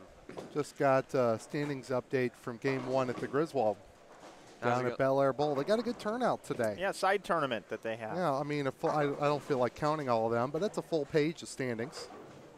Yeah, who's leading? After one game, Brian Jones, fresh off of his sprained ankle, and Marvin Hale. They both shot 280. Are they bowling on a? They're bowling on the Great Wall. The Great Wall. I would think. Yeah, they are. Although only 4 bowlers in the first game shot more than 250 out of about 30, 40 something, so maybe not. Scores are pretty high. I think there's a lot more strikes out. Granted, these are the teams that bowled good, so I think naturally scores are going to be higher, but there's some teams putting up some numbers. Who's that? Well, PBA Facebook. It's doubleheader day. Yeah. I think those two are here. The noon Central. Anthony Pepe and Liz Johnson on television today on ESPN. And speaking of Anthony Pepe, he's getting ready to throw a shot on the left side of the screen right now. Bring you full screen to Pepe. Take a look at the scores here. You also get a look at Rich Orff off to the right. I can assure you the way he throws this shot right here is going to be identical to the way he throws every shot on TV. He doesn't deviate very much from the core.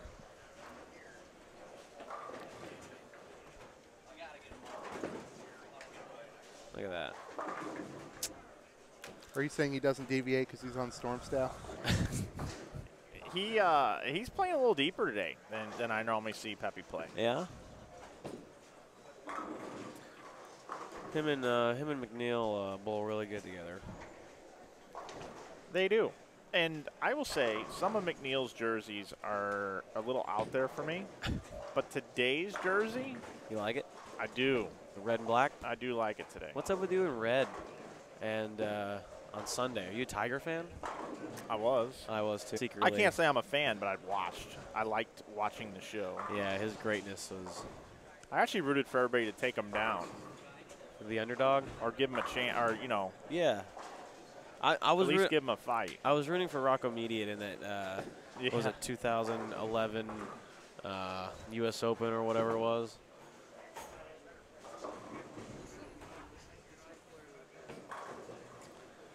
Jacob, we believe, is throwing a blue vibe. All right, so Remock and Robert aren't off to a great start. So you're saying Remock has to back half this game. Mike likes your jersey, Matt. I like today's jersey. So Mike's fighting reaction. Here comes the Jacob Buttriff, front 5. There you go. The 7-pin. Look, he got that one a little in, kind of stood out of it. Just a hair.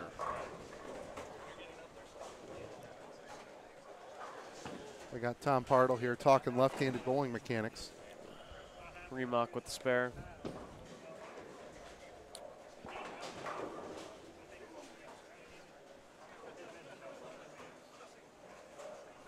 Looks like 37 and 38 is a pretty good pair. I mean, we have Cleveland and Sweet starting off the first half of the game good again. They're coming through. The low rev rate guys are getting in there. The Orifs, Cleveland Sweet, Cummings Helferstay, Remock.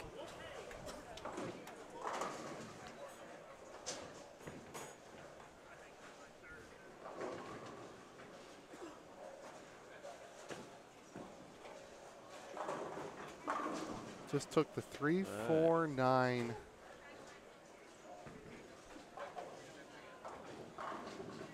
I don't think that's actually Andy Mank in the chat.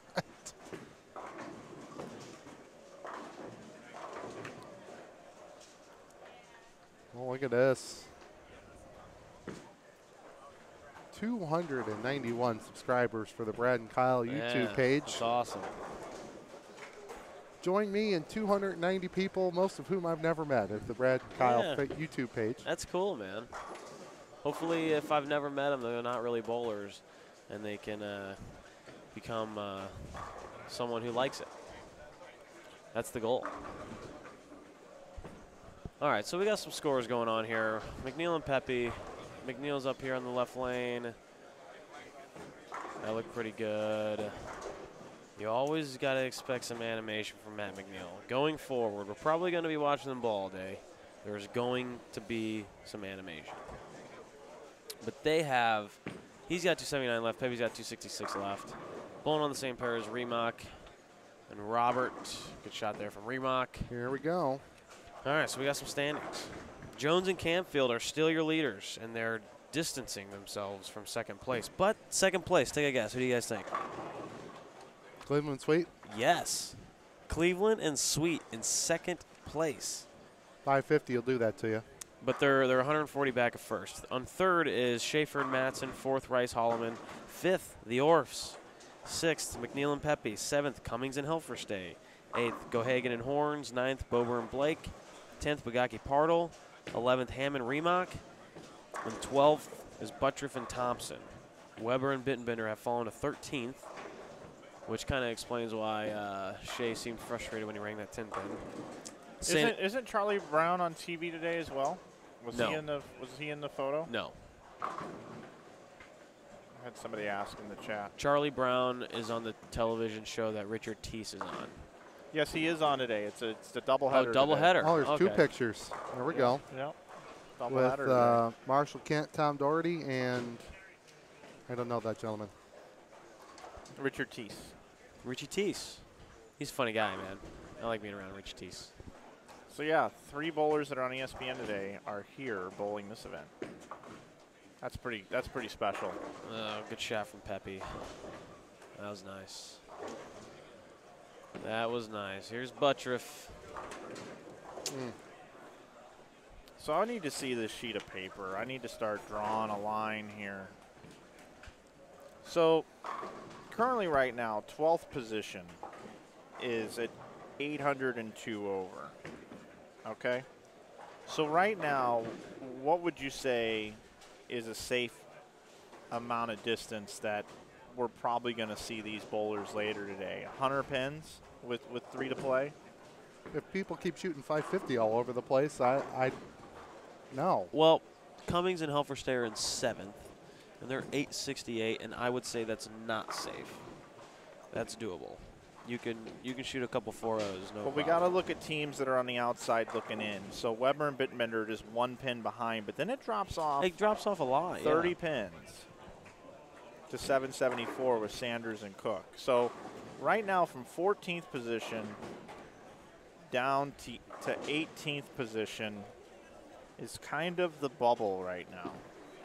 About Ogle and Loschetter. They started in about 24th today. They're already up to 16th. Yeah, they're plus 750. So that's really going to be what we're going to keep an eye on as we move forward. Jones and Campfield, we can pretty much pencil in. We can pencil them in. We can. Cleveland and Sweet are having another solid game. Yeah, we can pencil them in. Let's see. Oh, somebody's got the front 8 down there. Yeah, that looks like Mr. Matson. Yep. Jason Schaefer missed a single pin last frame. Schaefer and Matson are in third. Yeah. Bowling a big game. So they'll. So 1, 2, 3 looking pretty good right now. That we'll be seeing them for 12 games of extended play later this afternoon. Yeah. The team that was in 4th is now in 13th. So the team that was in 4th to start the day, after 2 games, has dropped to 14th. So obviously it's doable. Look at the scores over here. I know. On 37 and 8. Look at this. I don't know where I've been all weekend. I know the scores have been like this all weekend, but man, I'm just looking up there. I'm just like, geez. A lot of strikes. I just can't believe it. Same, well, other than Remock, 33 and 34 pretty good. Give Andrew Orff a little airtime. Yeah, we got the Orff right in front of us, man. And they're John bowling a good game, Bogacki bowling with Tom Partle. A couple of locals. Yeah, and two couples of locals. They're in 10th right now at plus 838. So it was good to see 9 Metro East bowlers make the cut. Matt McNeil is getting into it. Didn't think we'd have that many for after Friday night, but didn't know the scores would drop so much. But plenty of St. Louis bowlers too. Look at the scores for McNeil and Pepe right now. Yeah, not bad. And you got Robert Hammond with 260 left and Remock with 240 left. And there's just A.J. Rice over there with his hat on backwards throwing some strikes. They're going to have a good game, too. He's got 79 with just a fill shot left. 490. Holloman can shoot 38. Matson's got front 9. Remock's got to get something going here. Oh. Oh, wow. Gosh. Let's look at that one more time. Take a look at this 8-pin Mike Ramoclis. Look at this. And watch when he turns around. It wiggled. Oh. Just laughed at him. It wiggled. My goodness. Fidel Marchina here in the chat says, McNeil's post-shot reactions are fun to watch. Couldn't agree more with you. And the scores are updated on Inside Bowling. Hold on. We have a chance for 600. Kevin Williams just sent me a Matt Ogle and Chris Loschetter both have the front 9. Where's this at? Lanes 21 and 22. I'm going to try to cover it. I'll be right back. Okay. I think we just saw Ogle just throw his first one in the 10th, I think. That was your pick, Lee. Yeah. That was your pick coming at him. Matson has the front 9. Rice finished for 279. Yeah. Cleveland's got his fill shot left for 47. Thompson shoots 44. Somebody's got 290 left on 35, 39 and 40. Yeah. That would be Miles of Smiles himself, Yeah, Jeremy Boyer. All right, him and Roy Adams. Roy what does Roy got He can left? shoot 230. Well, they're 231. 231. The team they're bowling with. Lazorchek and yeah, him. That guy. Guy from Indiana. Craig Lamont. Craig Lamont. Bittenbender shot 36. Yeah, Pete Pete's gonna Weber. shoot 250. Throw one more It's strike. not a bad game. They're going to shoot 490. They're one spot out of the number. If you lose pins, it's not going to be by many. This is as good or better than the scoring pace we saw Friday night early. Yeah, but it's also the teams that bowled the best out of qualifying. But, so it's the cream of the crop. But there's now 550s everywhere. Oh, yeah, I know, exactly. We didn't have that Friday night, even with the best teams. The lanes are. This is for 300. So Matt Ogle right now for 300. Got it. All right. So now Loschetter has the front 9. Okay, cool. All right. Okay, so where are they at in the standings? They started the day in 24th. They're in 16th, so they're definitely in the money, or not in the money, but close. So 750 over. The number is 802. So they're 50 back. They're 52 pins back, and they're going to shoot 600, which I would say the scoring pace for 12th is probably be like 485, 490. So they're going to gain 100 on the number, I would assume. So they're going to go from being 50 out to 50 in, and they had to be perfect to do that. Yeah. Yeah. Jason Schaefer shot 226. Madsen has the front 9. Here we go. Look pretty good. There we Oh. go. All right. 10. Gives it a little smile. Yeah. Buttriff 58. Yeah, they Thompson shot 44. They shot 502. And Cleveland Sweet say, eh. Yep. So that's 46 for Cleveland and So they 80 shot for Sweet. 526. Pepe up here. Yeah, look at that. Well, we've talked about it. Can it happen? We're 2 shots away from it happening. We're relying on Chris Loschetter. They're going to rely on somebody. You can do far worse. Yeah, I like this. I like our chances. I like our chances. All right, so Pete and Shea are going to have 482. They're going to lose Who pins. did they bowl with? Oh. Not enough Rice and for Holloman. Loschetter. Yeah, they're bowling with Rice and Holloman. No. 5 pin? A 5-pin. Wow. Wow. Going to shoot 589 with a 5-pin. He's not going to live that one down. Nope. Nope. Definitely not living that one down. I think we can get Loschetter a Christmas present, a jersey with a 5-pin on the back. Derek Matson just shot 300 as well. So they shot 526. 526. Damn, that's what Cleveland and Sweet shot. What did the leader shoot? Can you tell? Rice and Holloman at 517. Jones and Campfield shot 443. Oh, wow, okay. So we have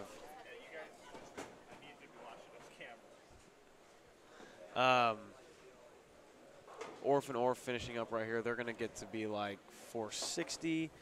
That's no good right now. No, that's not good right now. Everyone's shooting 500.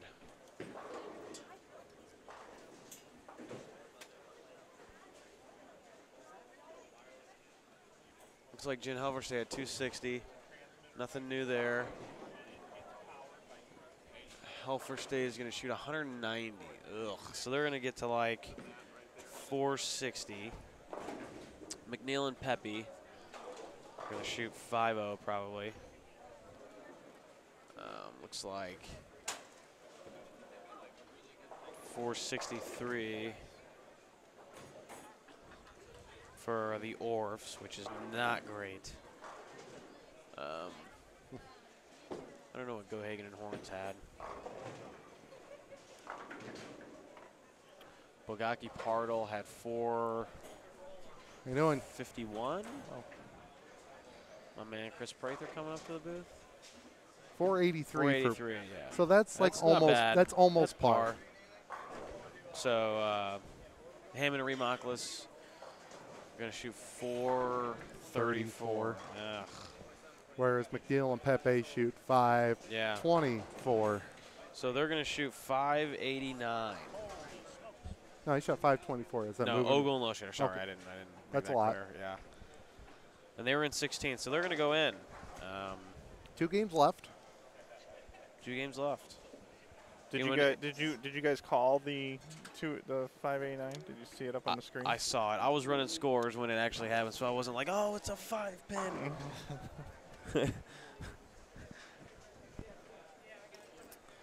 But so the ball just came in light, and it just 5-pin it's stands. just Loschetter throwing it hard. Well, the and first straight. one almost 5-pinned, or at least the first one was kind of the same deal. That's pretty cool. 2 more to go. Yeah, scores aren't low. This is camera bumping time.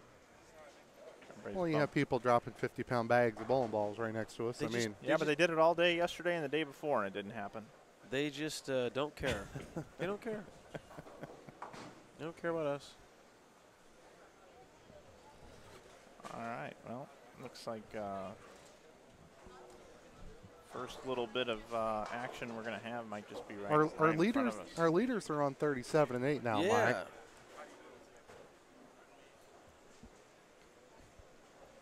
You know, Bidwell and Prather came in at 34th place, and they're up to 27th after 2 games. They're only 200 pins back.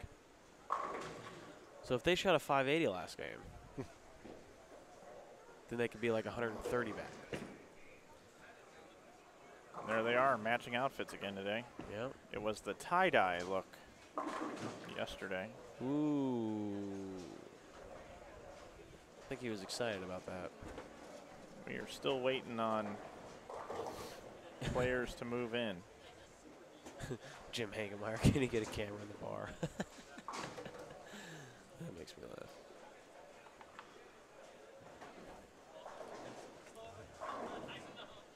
All right.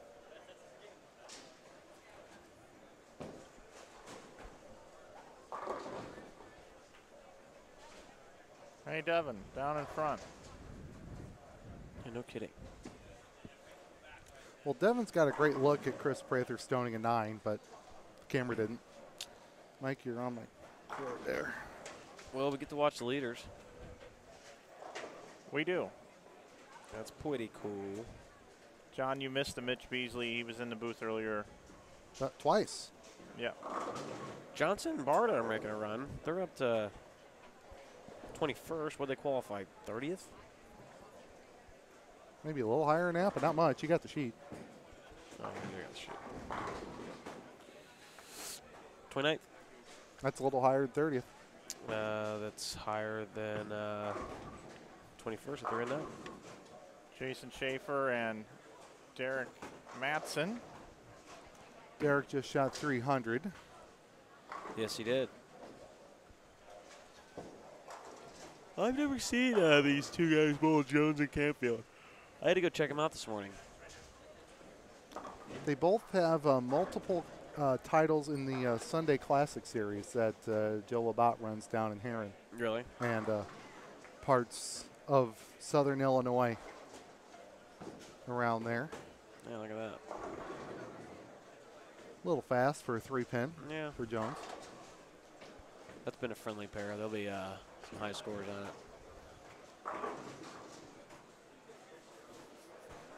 Watch Mikhail Holloman crush a 10-pin right there.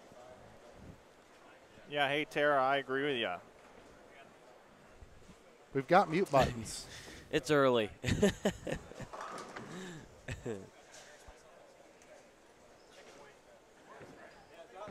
I don't know about Sanders and Cook.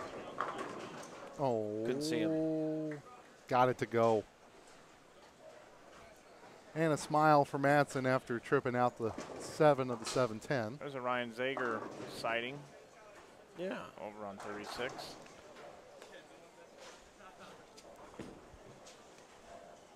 What do you think, Jones and Campfield? Can they win it? Think they can pull it off? Sure. Yeah. Absolutely. We're up over 100 likes now. We certainly appreciate it. 451 viewers here at the 2017 Hammer Holiday Doubles here in Fairview Heights, Illinois at St. Clair Bowl. I'm Mike Flanagan, joined by Lee Boudouris and Brad Miller today. And yesterday. And the day before that.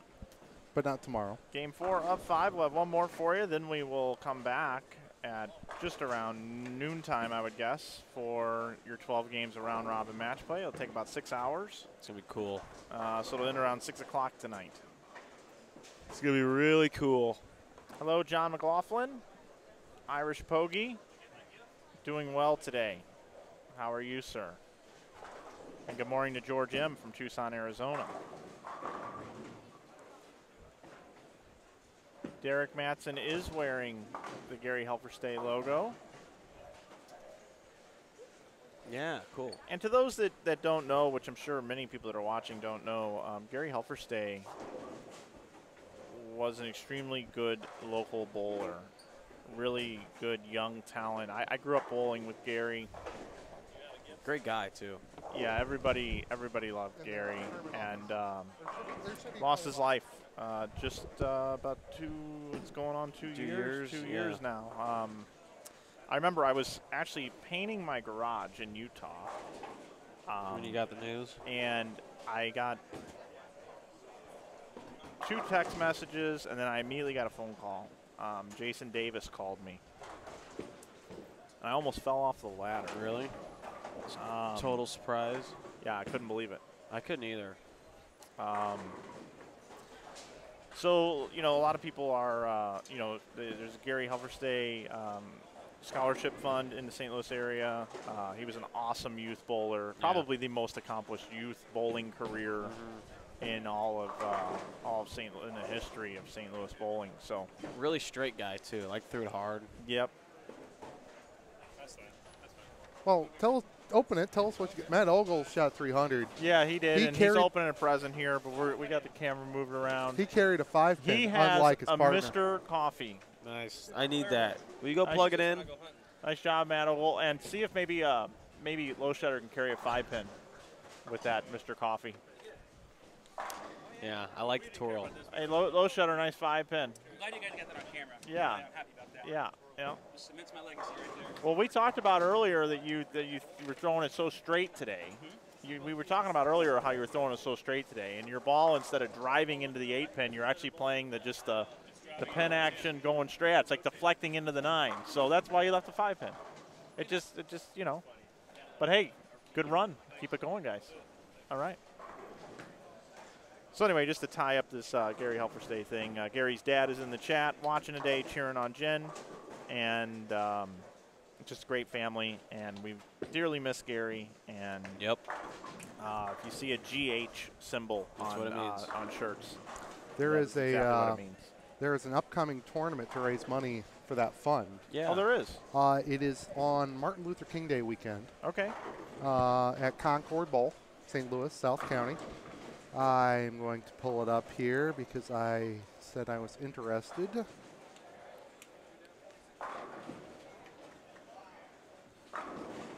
I believe there's qualifying on Saturday. And then, well, where's my events? Here we go. I'll get you all the details here. We've got our all-female team here, and somebody bumped the camera again, so now you can't see the scores. But Ashley Cole and Devira Buckley. So it's not that weekend. It's the weekend after. Qualifying's on Saturday, January 20th at 9 or.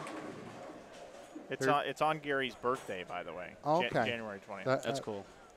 So it's the qualifying's at 9 or I think 3. Here we go, with some sort of finals on Sunday. So it's called Gary Garry Helferstay HELFERSTAY Memorial Tough Guy Tournament. It's on Facebook,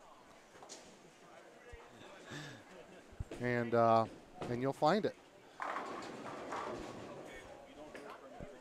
I really want this all-woman team to make a run. They don't look like they're the happiest of people at the moment. So now, which one are you talking about? They're both right here.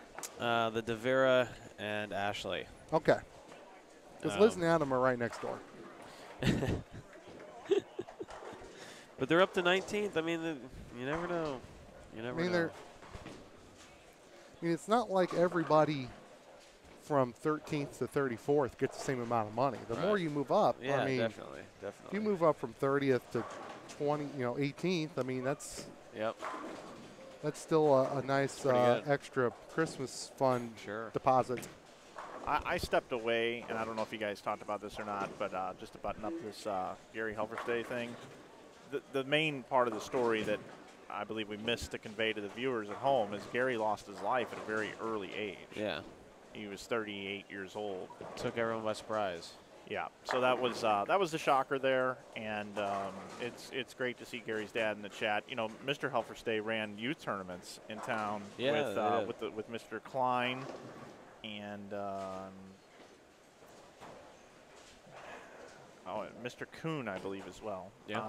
Anyway, so that's just kind of going back in the history of St. Louis. Yeah, we shout out just to Gary. We just took care of pitching the tournament at Concord, and there was something else I was going to say. Jim Hankemeyer says we could stream it. Well, if I bowl it, it's going to be tough to do both. Yeah. No, you can do As in really hard. Just bowl, and then in between shots, come back and talk. Move the camera as you move lanes. It's not that hard. You can do and it. just stream me. Yeah. I mean, that's how all this started. Yeah.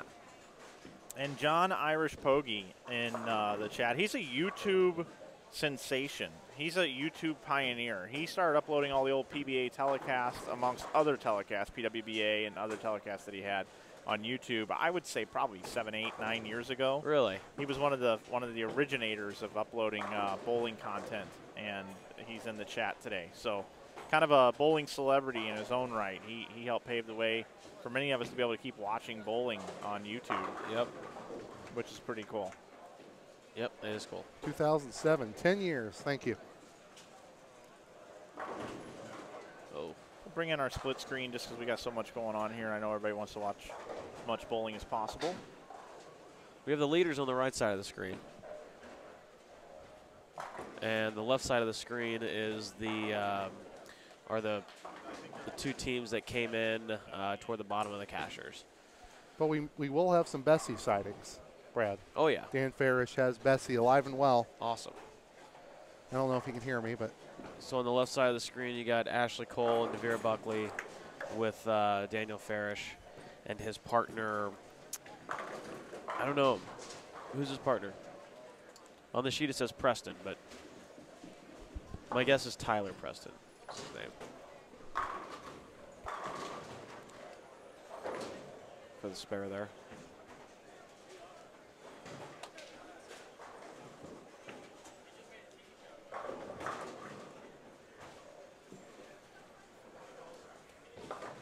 All right, Ashley Cole with the spare. You know, it's cool to see, like, in a tournament that's so high scoring, so many good bowlers. These guys just, they strike so much. And for two women to come in thinking they compete, and they do. You know, they come in and make the cut. It's really awesome. Now, if only they could win. If only they could bowl Pete Weber and Shea Bittenbender in lanes 37 and 38 for the final.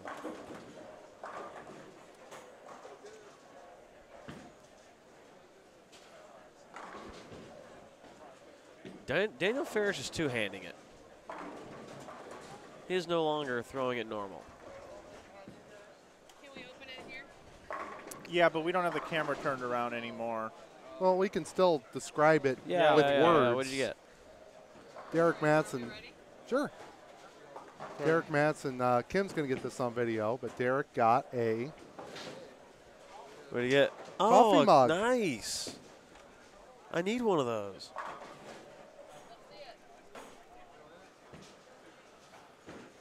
There you go.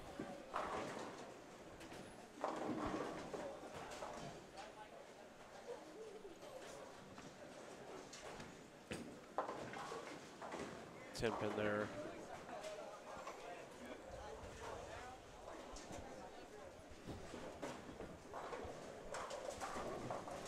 Ashley Cole going up on the left lane. She starts out spare. Looking to get something going. Rice and Holloman have another good game going on 39 and 40. Shea's having a rough start. Pete's got 4 bagger, 9 spare strike.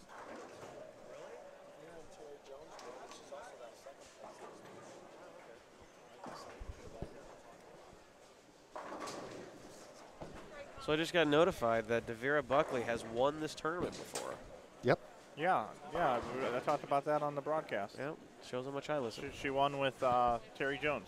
Yeah, that's cool. That's really cool. Like to congratulate Terry Jones. He bowled a 300 this morning at Bel Air. Did you really? Game 2. Grinder, man. It was a grinder. That put him into 4th place.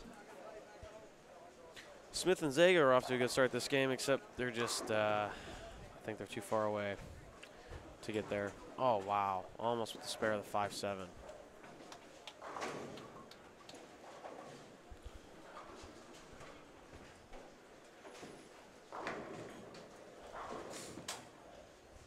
Bidwell in front of us here. Yeah, It's a big day of bowling it is. in the state of Illinois. We got us here. We've got the Redemption Tournament at Bel Air. Metro East 700 Club is at Alton. There's 78 bowlers for the match play tournament in Springfield. And Woody Dem is running a boot hill this morning. Really? Yeah. That's a lot of bowling. Every bowler in Illinois is bowling today. That's what we like to see.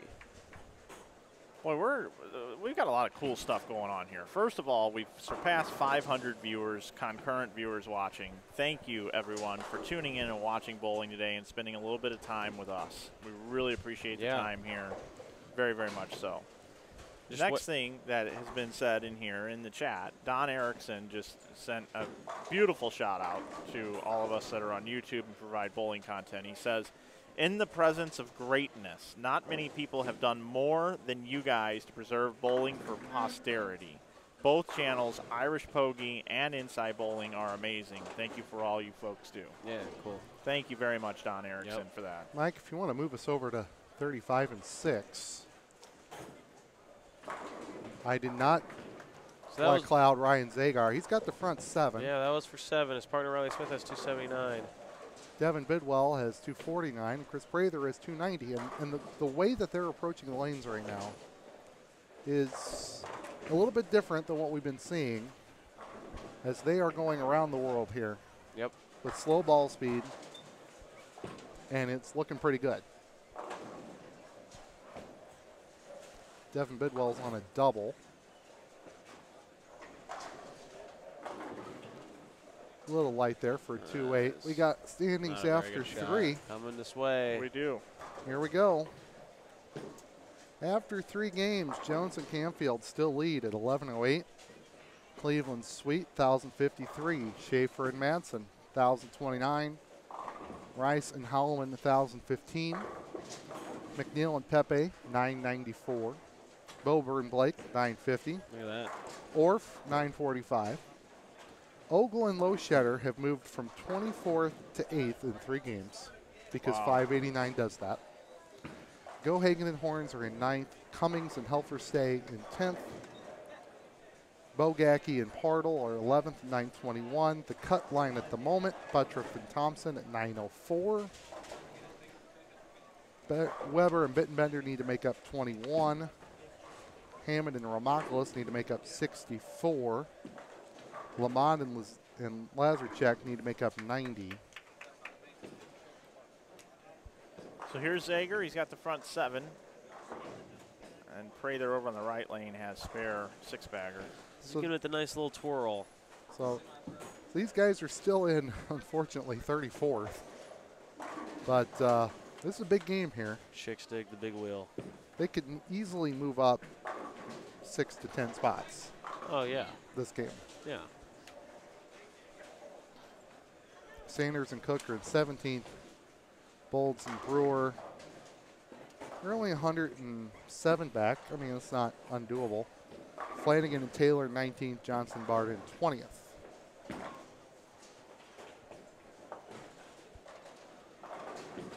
So Jason Schaefer and Derek Masson are bowling a good game this game as well.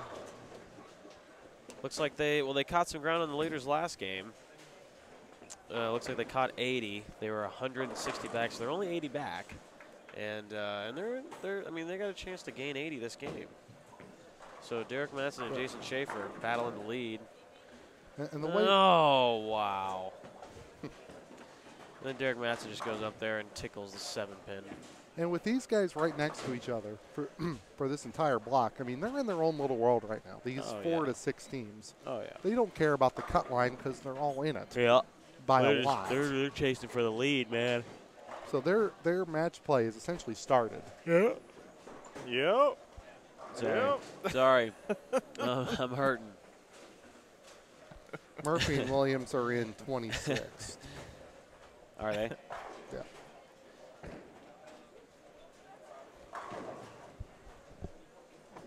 Yeah, it's funny. Like, the leaders are bowling on the same pairs, and, you know, they're not even thinking about the cut. And the leaders are probably going to change like 4 or 5 different times by the time we crown a champion. It doesn't look like there's just going to be a runaway winner. Not with 579 out there all over the place. No, I mean, Mattson and Schaefer can take the lead right now. Look at that. Jones goes church. Schaefer Yeah. makes it a 5-bagger. It's like you can be leading by 170 and shoot 400, and now there's a team that could catch you in one game. And then match play, there's 30 bonus spins for every game. Yeah, So it's going to get crazy, man. We're going to see a lot of lead changes.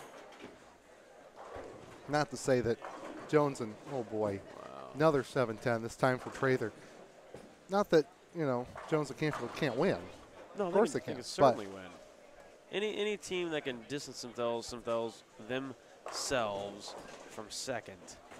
Mattson 170 try and pins. roll it. Yes, sir. Most certainly can win the tournament. I think Derek needs to make a 3/4 of a board move left. I'm not sure that's in his repertoire. Of course it is. They're on a roll, man. Irish Pogey says you need coffee. Are you out? They'll get you more. No, I don't need coffee. I'm good. I mean, Irish Pogey says you do. So I need match play. That's what I need. I need Ramoculus to make match play. they're in 14. I'm So- saying there's a chance. So Shea and Pete down here to our right. Shea started off the game really poorly. Zagar front 9. Smith hasn't missed for a while either. And then throws the last 6 for 228, and then Pete's got 279 going. So that's a big bail. Shea threw the last 6 for 228. That's big. Especially when they're just one spot out of the number. They're 21 back, right? About that. Because, the team that's right, that they're trailing, they're 3 pairs away. They might not. All right, we got Riley Smith up here. He can shoot 279, so this is the first one in the 10th frame. He can go out for 279, and his partner Ryan Zagar shot. His partner Ryan Zagar has the front 9, so they can shoot 579. Now, granted, they are in 34th place, or at least they were on my sheet. They still are. Okay, so, but hey, still 579. You're still going to gain 5 or 6 spots. Maybe more now. Maybe more than that. I mean, that would put them at about plus 710. It's possible they could gain more. Right.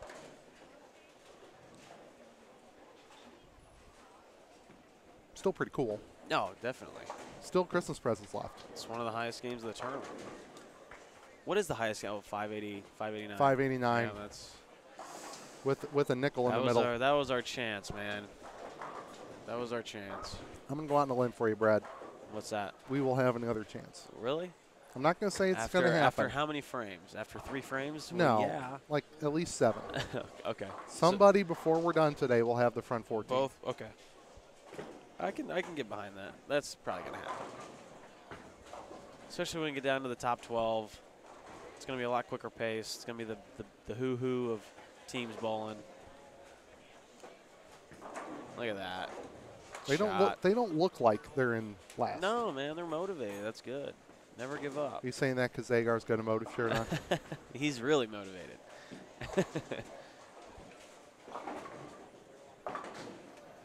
Your use of bowling puns without thinking of them is exceptional. I don't catch them. Derek Matthew just missed there, but that's okay. His partner's got 79 going. Riley Smith here is the last one of the 10th. Going to seal it up for 270, gets it in, wiggles, 277. Good game, Riley. Pretty good. And then Ryan Zagar here. You think he's going to do it? What do you think, Mike?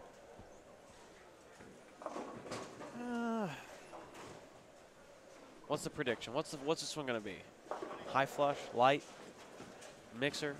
I don't like how many boards he's covering. He does. I do. I don't know. 4-pin, 10-pin type situation here, maybe.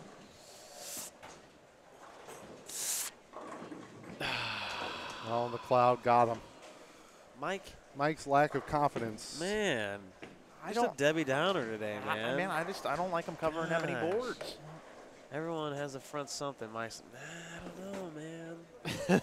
I don't know. Got the front 17. Oh well, that's a lot of strikes. And Man, all 9 of those were 10 back. This 10th one, just not sure, man. I'm just. You know, there's a puddle in the middle and they're dry outside, and he's covering a lot of boards. For him to do that 9 times in a row is pretty fantastic. To do it 10 is impossible. 2-8. Yep. Still a good game, though. Well, you know, he's still got good hair. Good hair. That, you know, that's a good thing. Yep. He's still got a strike here on a fill shot to beat Riley. Yeah. Shoot, 277 to be a low man. That is hilarious.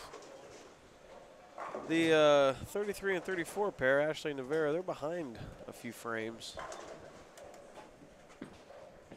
Oh, and Chris Prather almost just threw it in the gutter. Wow. Schaefer's going to clean up the 2-pin. He's going to be in there for 258. Derek Matheson's got 260 off the sheet.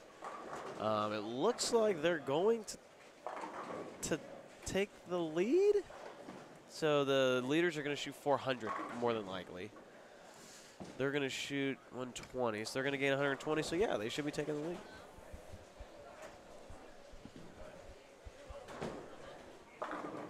Just like that. Let me see the standings after 3. How about that? So that you're leading the tournament by 180 or 160. You shoot You shoot 443, and then 4-0, and you are no longer leading.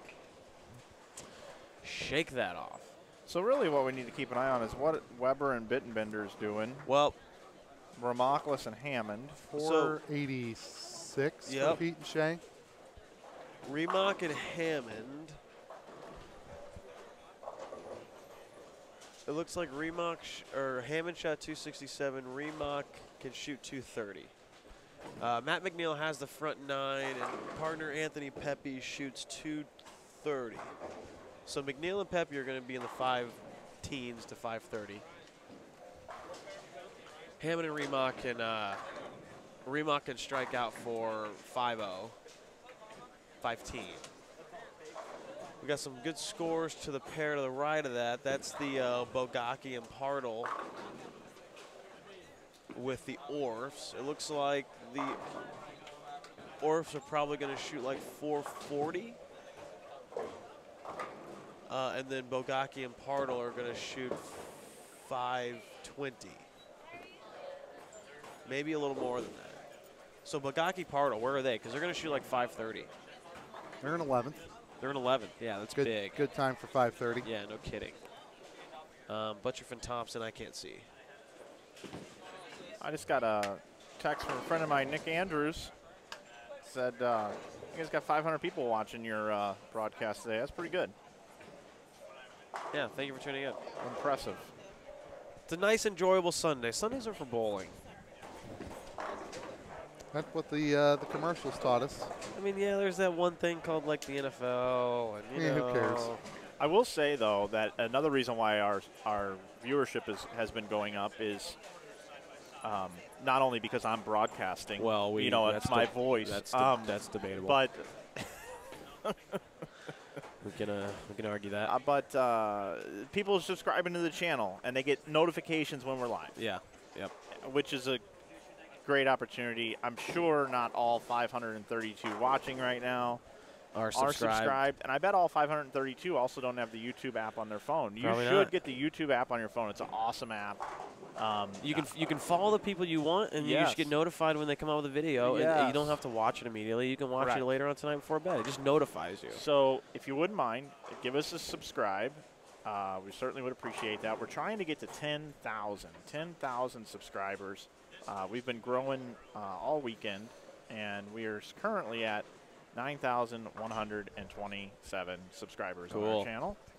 We also have been pumping other people's channels, and this is a good opportunity for you as we're getting ready to come down Game 4 and go into Game number 5. I'm going to post a link here in the chat. You should go subscribe to Brad and Kyle's channel. Yeah, you guys will be fine. And if you enjoy bowling, if you're kind of curious about the lifestyle, Kyle and I just kind of try and record our experiences and try and be funny and just kind of create good content that makes bowling look cool, and we have a lot of fun with it. So yeah, give it a shot. So what are you guys going to do for your 300th subscriber? 300th. You're almost there. We'll hire you. You can edit all the video for us. There you go. Yeah. It pays well. Brad and Kyle are at 294 right now, subscribers.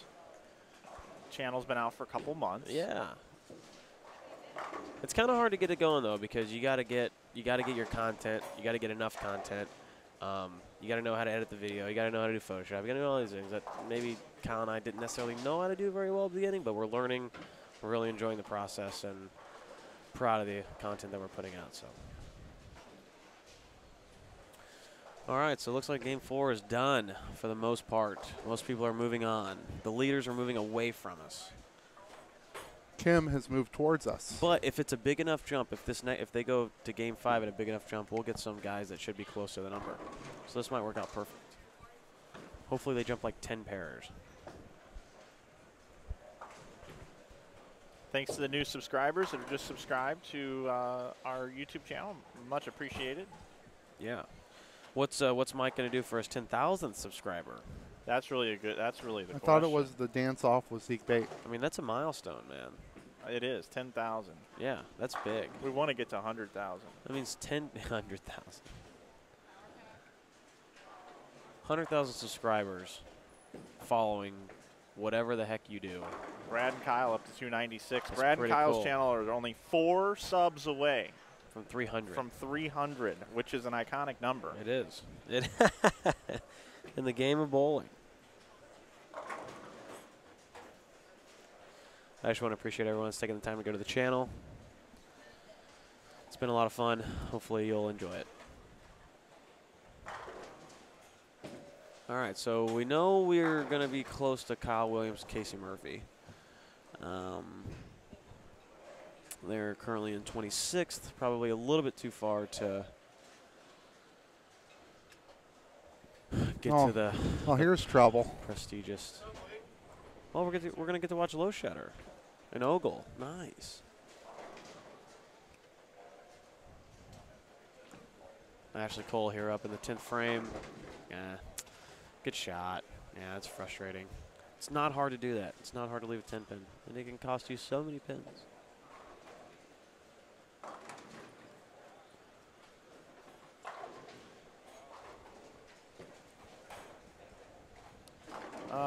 Travis Hendrickson wants to know, where can I get the final standing after the 5-game block? InsideBowling.com. Click on the link we have at the top, and then when you come into the next screen down below the stream and the chat, you'll see an event information tab available for you to click on, and you'll be able to see the standings.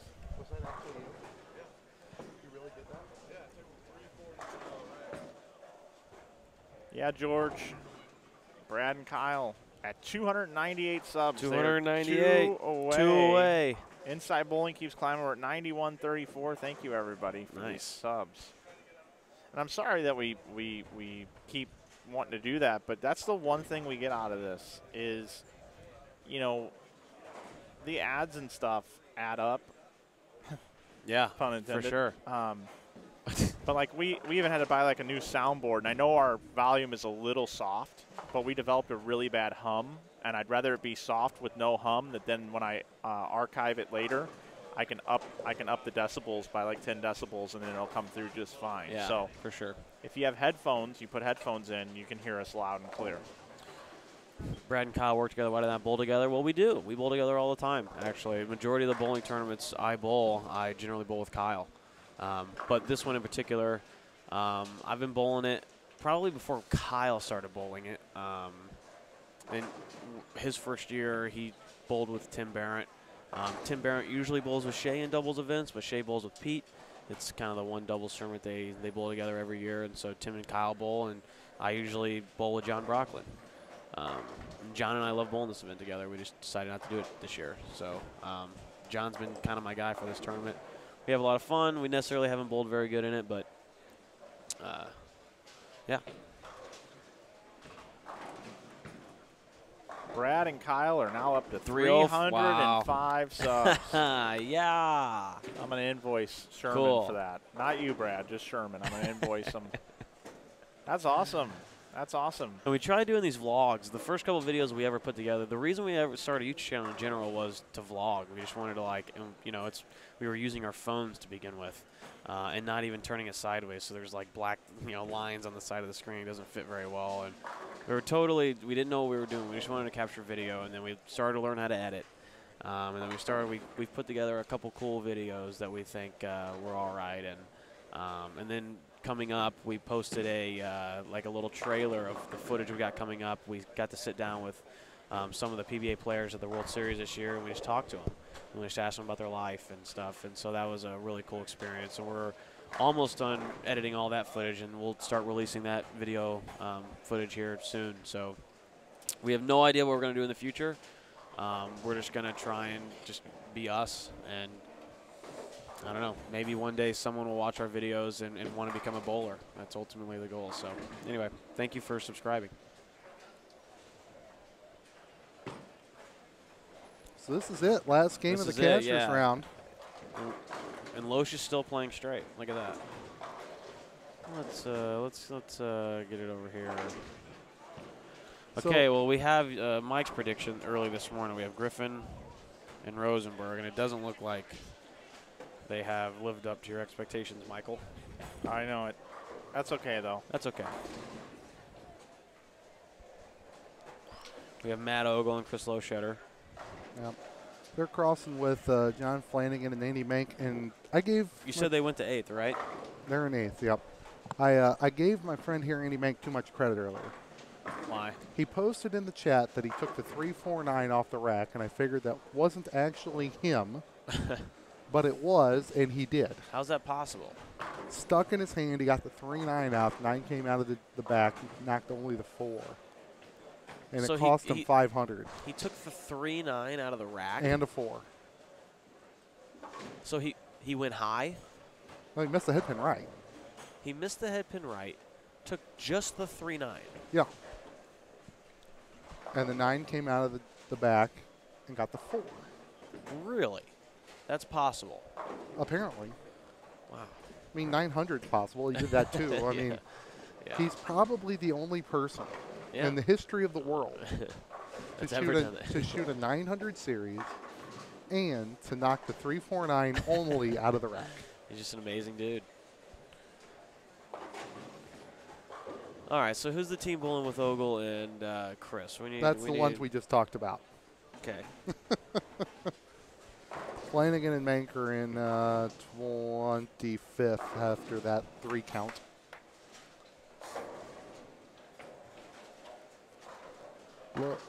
Loeschetter is still playing straight, Mike. It still looks good.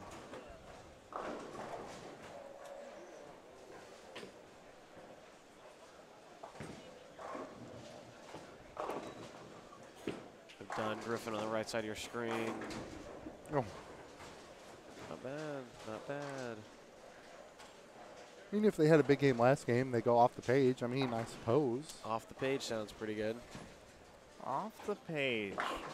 Another bowling term. Oh. I always say sheet. I say sheet. But sheet, I like, page, I like whatever. off the page. Orlando, thank you for subscribing, sir. Much appreciated. There's so many different regional changes to the bowling vernacular that it's hard to keep up sometimes. That's it's never fun leaving an 8-pin, but when scores are super duper high, it's a literal head scratcher. Yeah, it makes it even harder.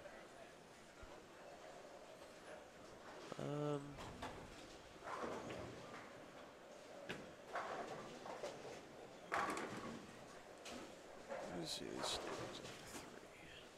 312. Look at that. What did Remock and Hammond shoot last game? Oh, yeah, probably like 490, 480. Yeah, that's what we were looking at.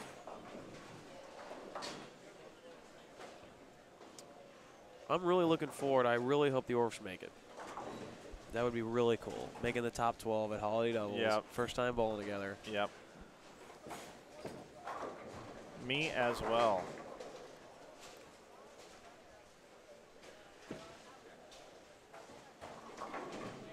Ogle and Lowshutter.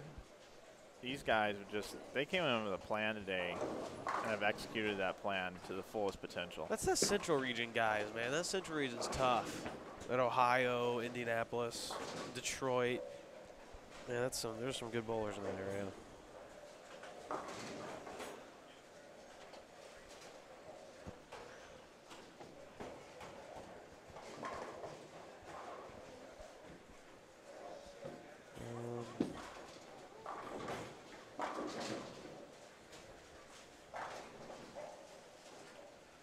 We haven't seen anything.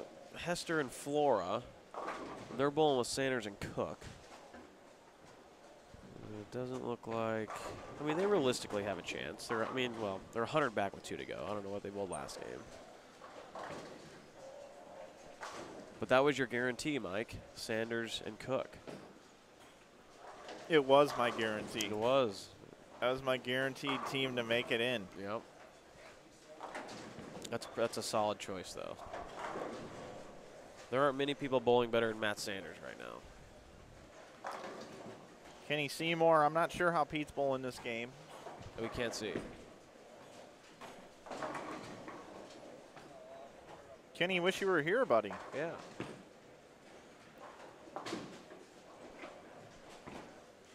Matt Ogle up here.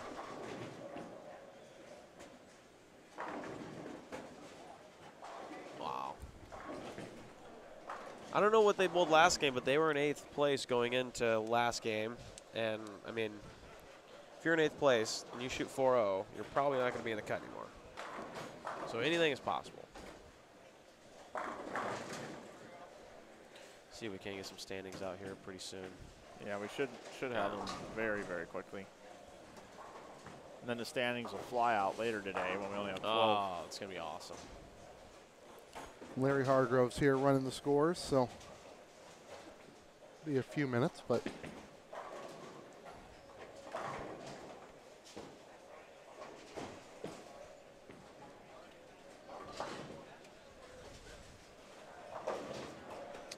Right in front of us are the Barnwells. So is that father-son, I assume?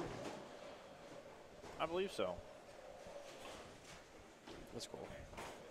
I always like to see the family team up. But there are 3 Barnwells who made it. Yeah, I know. So are they all? Obviously, they're all related, I assume. I think so. It's kind of like Flanagan. All Flanagans are related. Yeah, as well. right. And spelled the same. Good shot there by Aldridge. Just think how many people Brad's related to. It's true. Lots of Millers. There's a lot of Brad Millers out there. There's one that plays baseball. There's one that plays Yep. basketball. Like, I'm toast. If I ever want to look myself up on Google, I got to go to page like 312. What about you? What about you, Mike? If you type in Mike Flanagan into Google, what page? First one? Me? Yeah. Father and 2 sons. There we go. Sometimes I do want to let everybody know that I purchased MikeFlanagan.com, which was taken. Was it? Cost me like 700 bones. Really? Yeah. So what? They had it and they sold it to you directly? Yeah. For $700. Yeah. And they knew you really wanted it, so they just. Well, that's a cheap. $700 is cheap for a domain anymore. Really? You know, with one that's already taken. But yeah, I bought MikeFlanagan.com. I own it.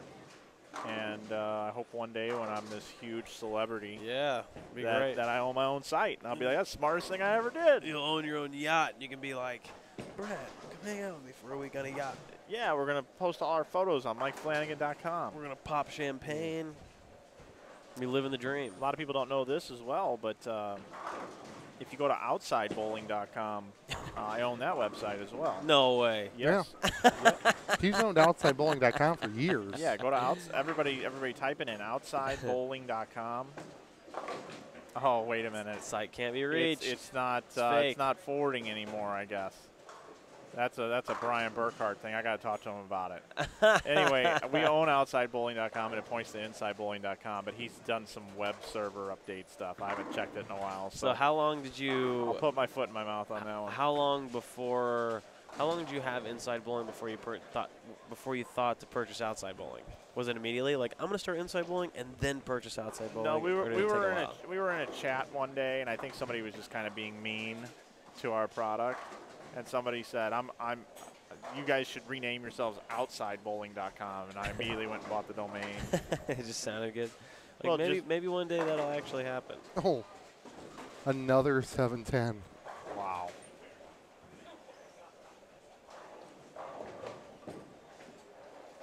That's like the 36th one we've seen. I also registered bowlingarguments.com. Takes you right to my website.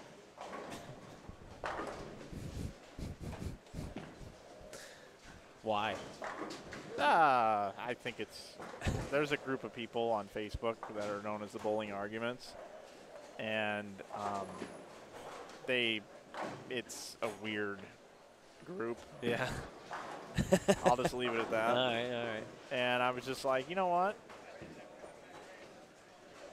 If they ever want to go after me, I've got their website.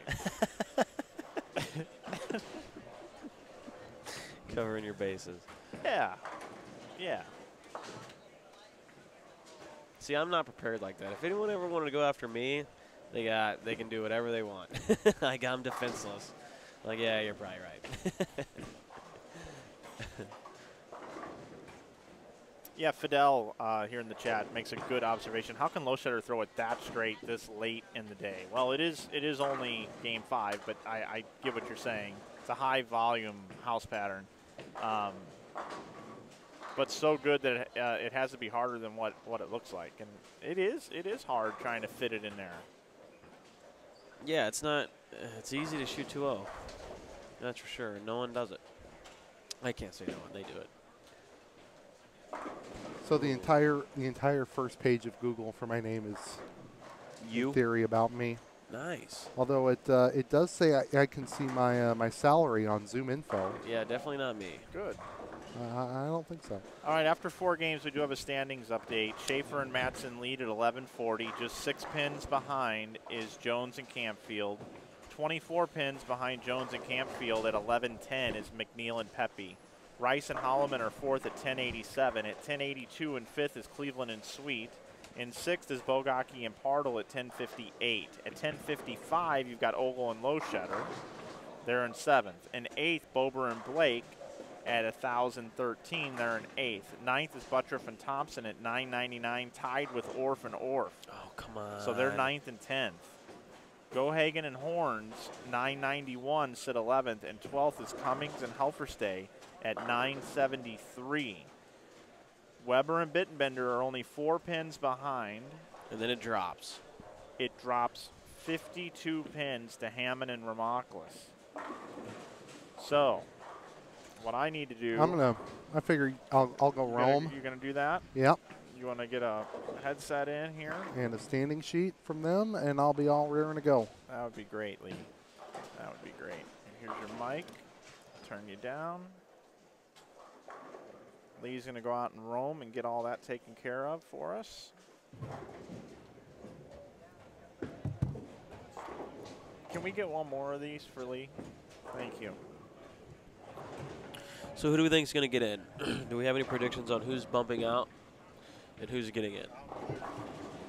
Yeah, and you can turn that down a little bit if it's a so little hardcore. The number's 973. Yes. I would say the top 5 are guaranteed. I would probably even say Bogaki and Partle at 1058 or more than likely. And so what? Realistically, the number can get to 1070. We can just assume that everyone shoots 500 at the max. Yeah, really what I'm looking at here is Schaefer and Matson are definitely in. All these 1,100 teams are definitely in. Yeah. Okay, so that's Schaefer, Matson, Jones, Campfield, McNeil, and Pepe. And there's only 3 teams outside the cut that can get in because it drops off. Okay. Yeah. But those 3 teams are probably going to have to shoot 500.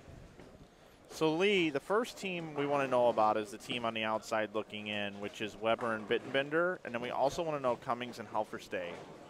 Weber and Bittenbender were the exact same situation last year. Or maybe they were just on the inside looking out. Can you hear me, guys? Okay. Yep. So Helferstay and Cummings are in the 5th frame. Jen can only shoot 220. Doesn't have a Ooh. strike yet. It's not good. Dave Cummings is strike open double. That's not good. Okay. And what about Weber and Bittenbender? They bowled 499. Weber and Bittenbender bowled 499. Really? So they are 1,068 plus 1,068. They were in 13th. Dude, Hammond and Ramoklis. that's massive.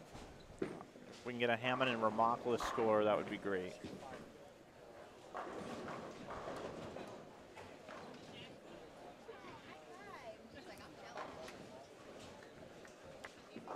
Also, Gohagen and Horns.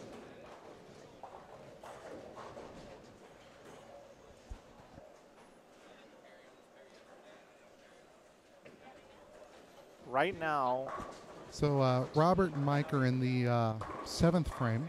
okay, Hammond has 97 in the 5th, strike in the 6th. Ramoklis spare, strike, spare, triple. So they've got 47 and 70 off the page. It's going to be tough. okay. So that's not going to be enough because they can't even get around Weber. No, And it's not enough. Lamond and Laser, if they have a huge game, they need him. They don't. Okay. all right, they don't. So then Johnson that's- and Barta, a huge game. I have no idea where they're All at. right, Sanders and Cook down there. They need 600. Those teams need 600. Sanders and Cook, Johnson and Barta are the two teams that would be nice to know. Oh, I've got eyes on Barta and Johnson right here. What about Team Orf? They don't have much this game either, unfortunately. Johnson and Bart only have 490. Orf and Orf, what are they looking like? So they can strike out for 18 and 14. 32 over, huh? They're Who? going to start Orf? the 9th Orf. frame, yeah. Yeah, they can get to 32, so that would put them at 1,031. That is not good. Lazarchek's team can only get to 46. 1,031 isn't awful because none of these teams can bowl 500. Oh, I guess that's true. They're in a safe number.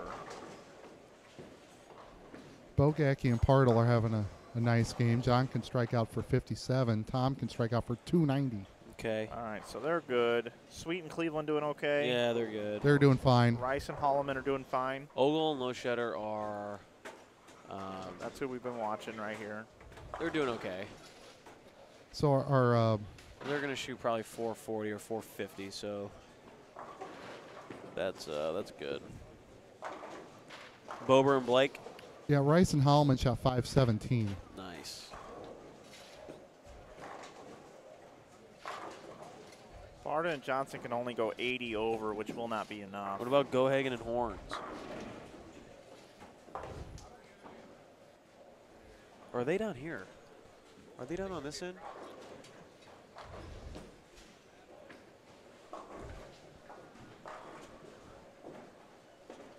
I'll tell you what, it might come down to Cummings and Helferstay and the Orfs. It looks like Gohagen and Horns have a. So they're on 25 and 6. So Mike. Horns has, hold please. He just got 8 on his fill shot for 33. Gohagen can shoot 59. Oh, that's pretty good. All right, so they're good. We need an Orf, Cummings, Helferstay. All right. update. Well, they're down here just a little bit. So one of those teams is not getting in because Weber and Bittenbender went around both of them. Yep, Weber and Bittenbender are going to be in the top So 12. it's between Cummings and Helferstay and Orf and Orf. So Andrew Orf is shooting a 10 pin. He can only shoot 198. Pops can only shoot 214. Wow. All right, and Cummings and Helferstay. So there are a couple pairs down. Jen still hasn't struck. They need 430. So Jen can shoot 212. Cummings can shoot 47. They need. They're only starting the 7th frame. They need 30. They need 30 pins. 440. 440 gets them in. So they need to do a couple doubles. Yeah, so Lee, if you can just keep us updated on the Helferstay, Cummings, and Orf, that's going to determine who's going to make this cut. So by our calculation, Schaefer and Matson in, Jones and Camfield, McNeil, Pepe, Rice, Holloman, Cleveland, Sweet all in, Bogacki, Partle, Ogle, Loschetter, Bober, Blake, Buttriff, Thompson all in. Yep. Gohagen, Horns in, Weber, Bittenbender in. That's 10. Yep. No, it's sorry, 11. that's 11. And then it's going to, the 12th place spot's going to come down to Orf and Cummings and Helferstay. Orf coming into the game, we're at plus 999. Cummings and Helferstay, 973. So they have to beat the Orfs by 27. Yeah. Yeah, 26 would be a tie. And it's close. 26 pin differential.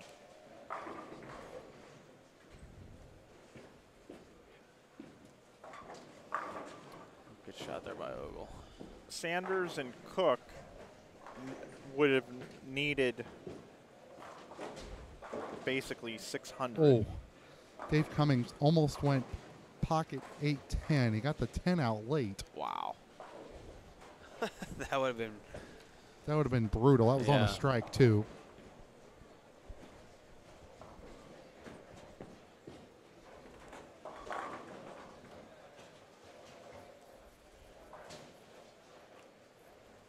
Looks like Jimmy Cook's going to shoot 250. Sanders going to have 240.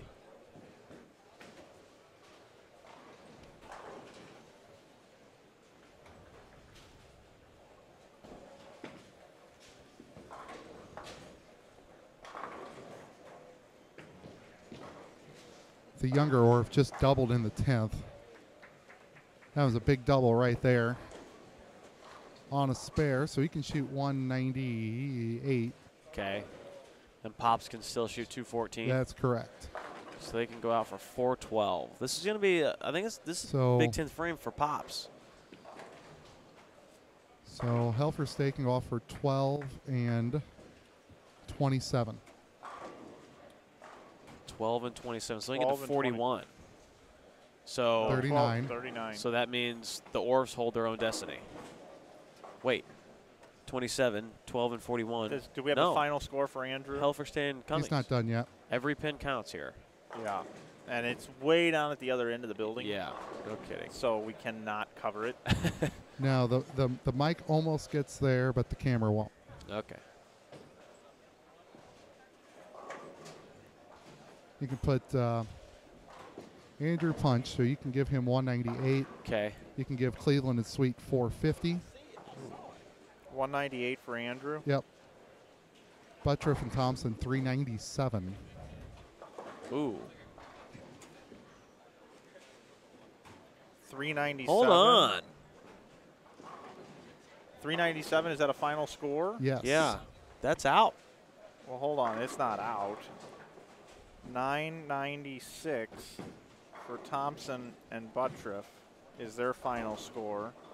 RO just left a 2-pin. Didn't like it at all. Just a 2. So what's that put him at? 2-teen or? 194 spare strike. So the Orfs are going to be lower than the Buttriff and Thompson. Yep. Partle and Bogacki 500 even. What's Cummings and Helferstay got left? So Jen just doubled. She just doubled? So she can still shoot 212. Cummings can still shoot 27. He's up in the 8th. Oh, they still have 2 frames to go. Wow. This is so close. Bober and Blake are bowling just fine. They'll be in. So Gohagen and Horns are in at this point. No, sorry. I mean, Buttriff and Thompson are in. So it's still down between Orf and Cummings. And then Cummings needs... They were at 973. They need 420. Well, we need an Orf final. Well, one more fill shot to go. And what can he bowl? 94. So that's 8 under. So they're 91. They would go to 991 Orfs. So Cummings and Helferstay need 419. RO's fill shot is a 7 count. So he'll 7 shoot count. left at 245. So he shot 191. The team shot 389. 389. So they go to 988. Makes things easier on Helferstay and Cummings. Jen's up here on the 9th frame on Yeah, I lane see her. 24 I see on a her. double. It's a big one. This is a big one. Look a little short. Dead flush. Wow. Wow, this is crazy. Yeah. So the Orfs are at 988. Buttriff and Thompson are at 996. It's looking like the Orfs are going to be first out. Helferstay and Cummings, 973 coming into this game. That was a big shot So by what do Jen. they have to shoot, Mike? 416. Yep. Is in. 416 is in for them. Cummings' Dave, yeah, ninth right frame now. is perfect. Buried. That's So good. they're both on doubles. Yeah, 12 and it's- 27 It's off looking the good sheet. for them. And again, they need to go 17, well, 18. What is it? It's they were at 73, so 16. They need 416 is the number for them. So if Jen doubles, that takes a lot of pressure off Dave, because she can get to 12 on her own. Yeah, and we're So sorry 9 it's out of camera range. The number is actually going to drop that game. So Jen's Can you first imagine ball that? on the 10th, pulled it, got away with it, strike. All right, that's good, right? Puts her left hand in front of her face and says, "Wee." So that puts her in the 2-0s. They need But it- 416. But if she doesn't strike, she makes Dave strike.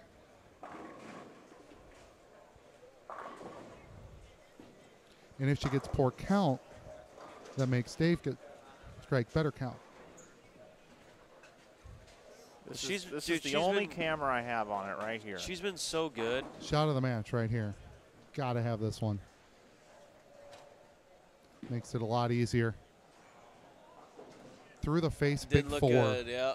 Nope, Big got the 4. 7 out late. Okay. So she fills 2. That's 198. So Jen can bowl 198, which would mean Dave Cummings has to bowl 218, which That- means he has to double. He has to double. I Dave think, Cummings has the double in the 10th. and if he does it, we're going to see a little animation. Yeah. Jen fills her So 2. Jen doesn't double. 198. Dave Cummings is going to go up in the 10th frame and have to deliver 2 strikes to make the cut. If he doesn't, Rich Orff and Andrew Orff are the number. Yeah. And that's with the Buttriff and Thompson bowling 397, sub 400 Yeah. on this house shot that's been so easy. And the Cummings Orfs. gets the first one to go. And the Orfs. First one went. First one went through it hard, got it to mix. Nice. I Okay. wonder if Here it they is. even know. Yeah, they know. I'm far enough behind them. They probably They can't probably hear know. me. So Dave Cummings right now, you see him down there picking up his bowling ball. If he throws a strike, Right. they're in. If not, they're out. He's going to talk about this for a while. Either way. Here it There's goes. the shot. Some animation. 5-10. Oh, wow. He just left a 5-pin. Seriously? Yeah.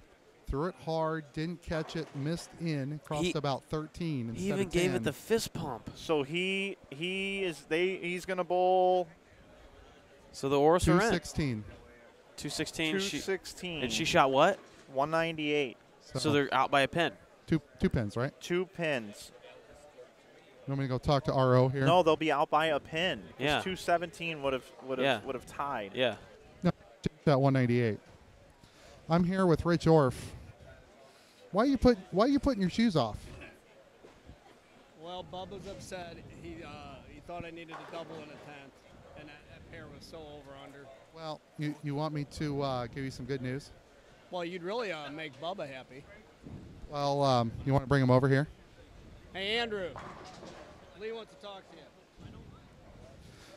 I don't want to talk. So Rich Orff has no shoes on at the moment. Okay. So over there, Dave Cummings had a double to knock you guys out, and he didn't do it. So you're in 12th. We think. We think. I don't believe it. Yeah. But that'd be great. We've been doing this a long time. Yeah, and Andrew's this is all smiling now. unofficial. This is It's unofficial, but We haven't we're been pretty wrong good yet. We're pretty good at math. We hope you're right, Lee, because that last game for both of us. What did was Hammond not and good. Ramaclis have the last game? I don't know. rack on that left lane. Because was we absolutely had atrocious. scratched them. We Missed the scratched hole them, one but time, and I shot but the 190. number went That's all I went can say. down. 9 counted every time. I had severe Hey. over under on 18. Oh, well, I well mean, they it didn't was a start off 4-9 good. We or knocked them out sneaking early. in. Lee, can you hear us? Lee, your mic's out. I can hear you. Mike's having trouble. Yeah, okay, they so they Hammond thought and they were Ramakos out. Didn't shoot anything. Andrew had his jacket on. Rich had his shoes off. They thought they were Yeah, out. according to our numbers, and now it is so tight that Okay. there's no telling. Hammond and Remock out. Yeah, and they didn't need much to jump in with this number going down that much. Right now we have the unofficial number is 988. It went down. No, it went up. Well, yeah, it went up 15 pins. pins. That's but, it. But they went backwards to that Yeah. number. Yeah. 3 teams inside the cut number, all bowled sub 400. That's crazy. Can you believe that, Brad? That's unbelievable. And the scores were higher. So you're prior to saying that that Remock and Hammond might have a chance? No, they don't. They No, they don't? could've. Okay. They only needed 460 though, or 470. Yeah, maybe. not a lot. They didn't need a lot. Wow. That's crazy. It's All right. amazing how that works, man. It really is. Pressure kind of clicks in. You get to throw it a little harder. Like, that doesn't surprise me that Dave's shot was just a little too hard. I mean, that's when pressure kicks in, man. Adrenaline starts going. Man, it's crazy. Wow. All right, well, thank you for tuning in. Yeah, we're going to hang with you here for a few. Hopefully you enjoyed that. What's he saying about how long before? They're going to be ready to go at 12:30. Oh, in an hour. Okay. So we have an hour. We have Come an back. hour. We promise you'll love the footage. The match play is going to be awesome. I can't wait. I'm going to make a graphic match play. Flanagan.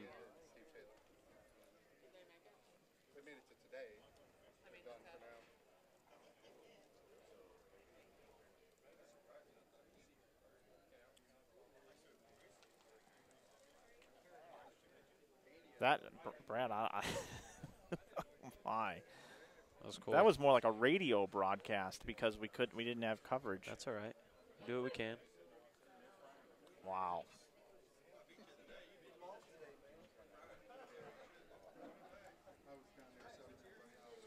Weber and Binbitter get in, though. That was my pick. Yeah, and that story continues. Come on in, Dave. Love to have you.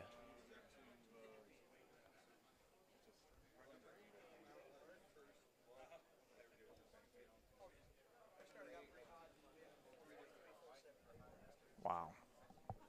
I'm waiting for an unofficial number or an official number. Our unofficial number is that these teams have made it in. Jason Schaefer and Derek Matson. A couple of local lefties, a couple of really great guys. Yep. Just absolutely destroy things around here, and they're awesome. And the locals are leading. Yeah, that's cool. Jones and Campfield, McNeil and Pepe, Rice and Holloman, Cleveland and Sweet, Bogacki and Partle, Ogle and Lowshutter, Bober and Blake, Weber and Bittenbender, Buttriff and Thompson, Gohagen and Horns, And Orf and Orf. and Orf and Orf. Oof and oof. Got a couple storylines still alive. Got the Orfs. We got Weber and Bittenbender. Yep. Cleveland and Sweet. Man, rooting for them. Collinsville, Illinois. Yeah, a couple of locals. Man, Matt Cleveland, he crushes, dude. He does.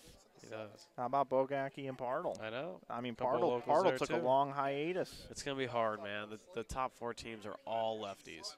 Every bowler in the top 4 teams are lefty. Mike Miniman slid over and said, Bogacki, you bowl with Partle. Mike Miniman, That's PBA what, champion. Yeah, yep. So as soon as we get it here, we'll tell you the number. He's got the scores walking to the tournament office right now. Hey, Dave Guerin, you should come over and Yeah. hang out. It is going to be awesome It this is gonna afternoon. be awesome. I got to figure out how we're going to cover it with cameras. Yeah. Let's just get a camera for every pair. Yeah, it's going to be pretty fast paced. Yeah.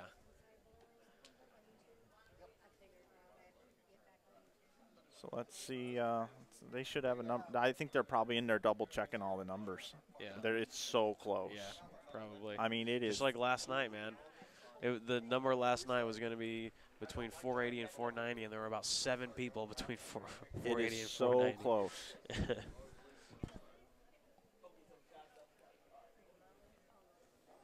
Still got 403 people watching this. How about Ogle and Lowshetter? Started in 24th Yeah, I know. today. Someone had to make a run. Didn't they bowl on the live stream the first game? They were right in front of us. I told you. Somebody in our area. Well, and I well, told you it was them. Yeah, you Lee, did. Lee He called him it. out. Yeah. Lee called him out, 100%. That's cool. Absolutely. Charlie Johnson says, "Guess I need to find a sub for Cleveland There's tomorrow." a lot of bowling. Brad, you want to come back here tomorrow night and sub for Cleveland? Yeah, sure. Well, more than happy to have you. Okay, cool. I'll be here. We're just waiting on a number here. Yep. You can see some faces walking around the bowling center that aren't so happy. A lot of people looking down, feeling like they got their butt kicked. That was probably that average was 230. An extremely exciting. That was cool. Finish. I mean, it's gonna be better this afternoon though. Every game's gonna be like that this afternoon. Yeah, you've got. I am gonna miss Ramoclis. I am, being me in too, that man. field. I'm gonna have to give him heck, man. All right, let's see if we got our number right. Yes, we did. Okay, so here we go. Jones and Campfield plus 1206 are your leaders. They retake the lead. They retake the lead. Schaefer and Matson fall to 5th. Wow, I didn't know that. All right, Rice and Holloman are second at plus 1204. Plus 1171 is McNeil and Pepe. In 4th, Bogacki and Partle at plus 1158. 5th, Schaefer and Matson at plus 1140. 6th is Cleveland and Sweet at plus 1132. 7th is Ogle and Lowshetter at plus 1128. 8th is Bober and Blake at plus 1108. 9th is Gohagen and Horns at plus 1080. 10th, Weber and Bittenbender with a big game, 1068. Buttriff and Thompson qualifying 11th at plus 996. And in 12th, Rich and Andrew Orff at plus 988. Cummings and Helferstay 1 pin behind Orff and Orff. They are 1 pin out, and I believe last year it was Pete Weber that was 1 pin out. We will be back at 12:30 Central for the final 12 games of the tournament. It will be round robin match play. It's going to be exciting. We'll keep our stream on. We'll see you at 12:30 Central Time.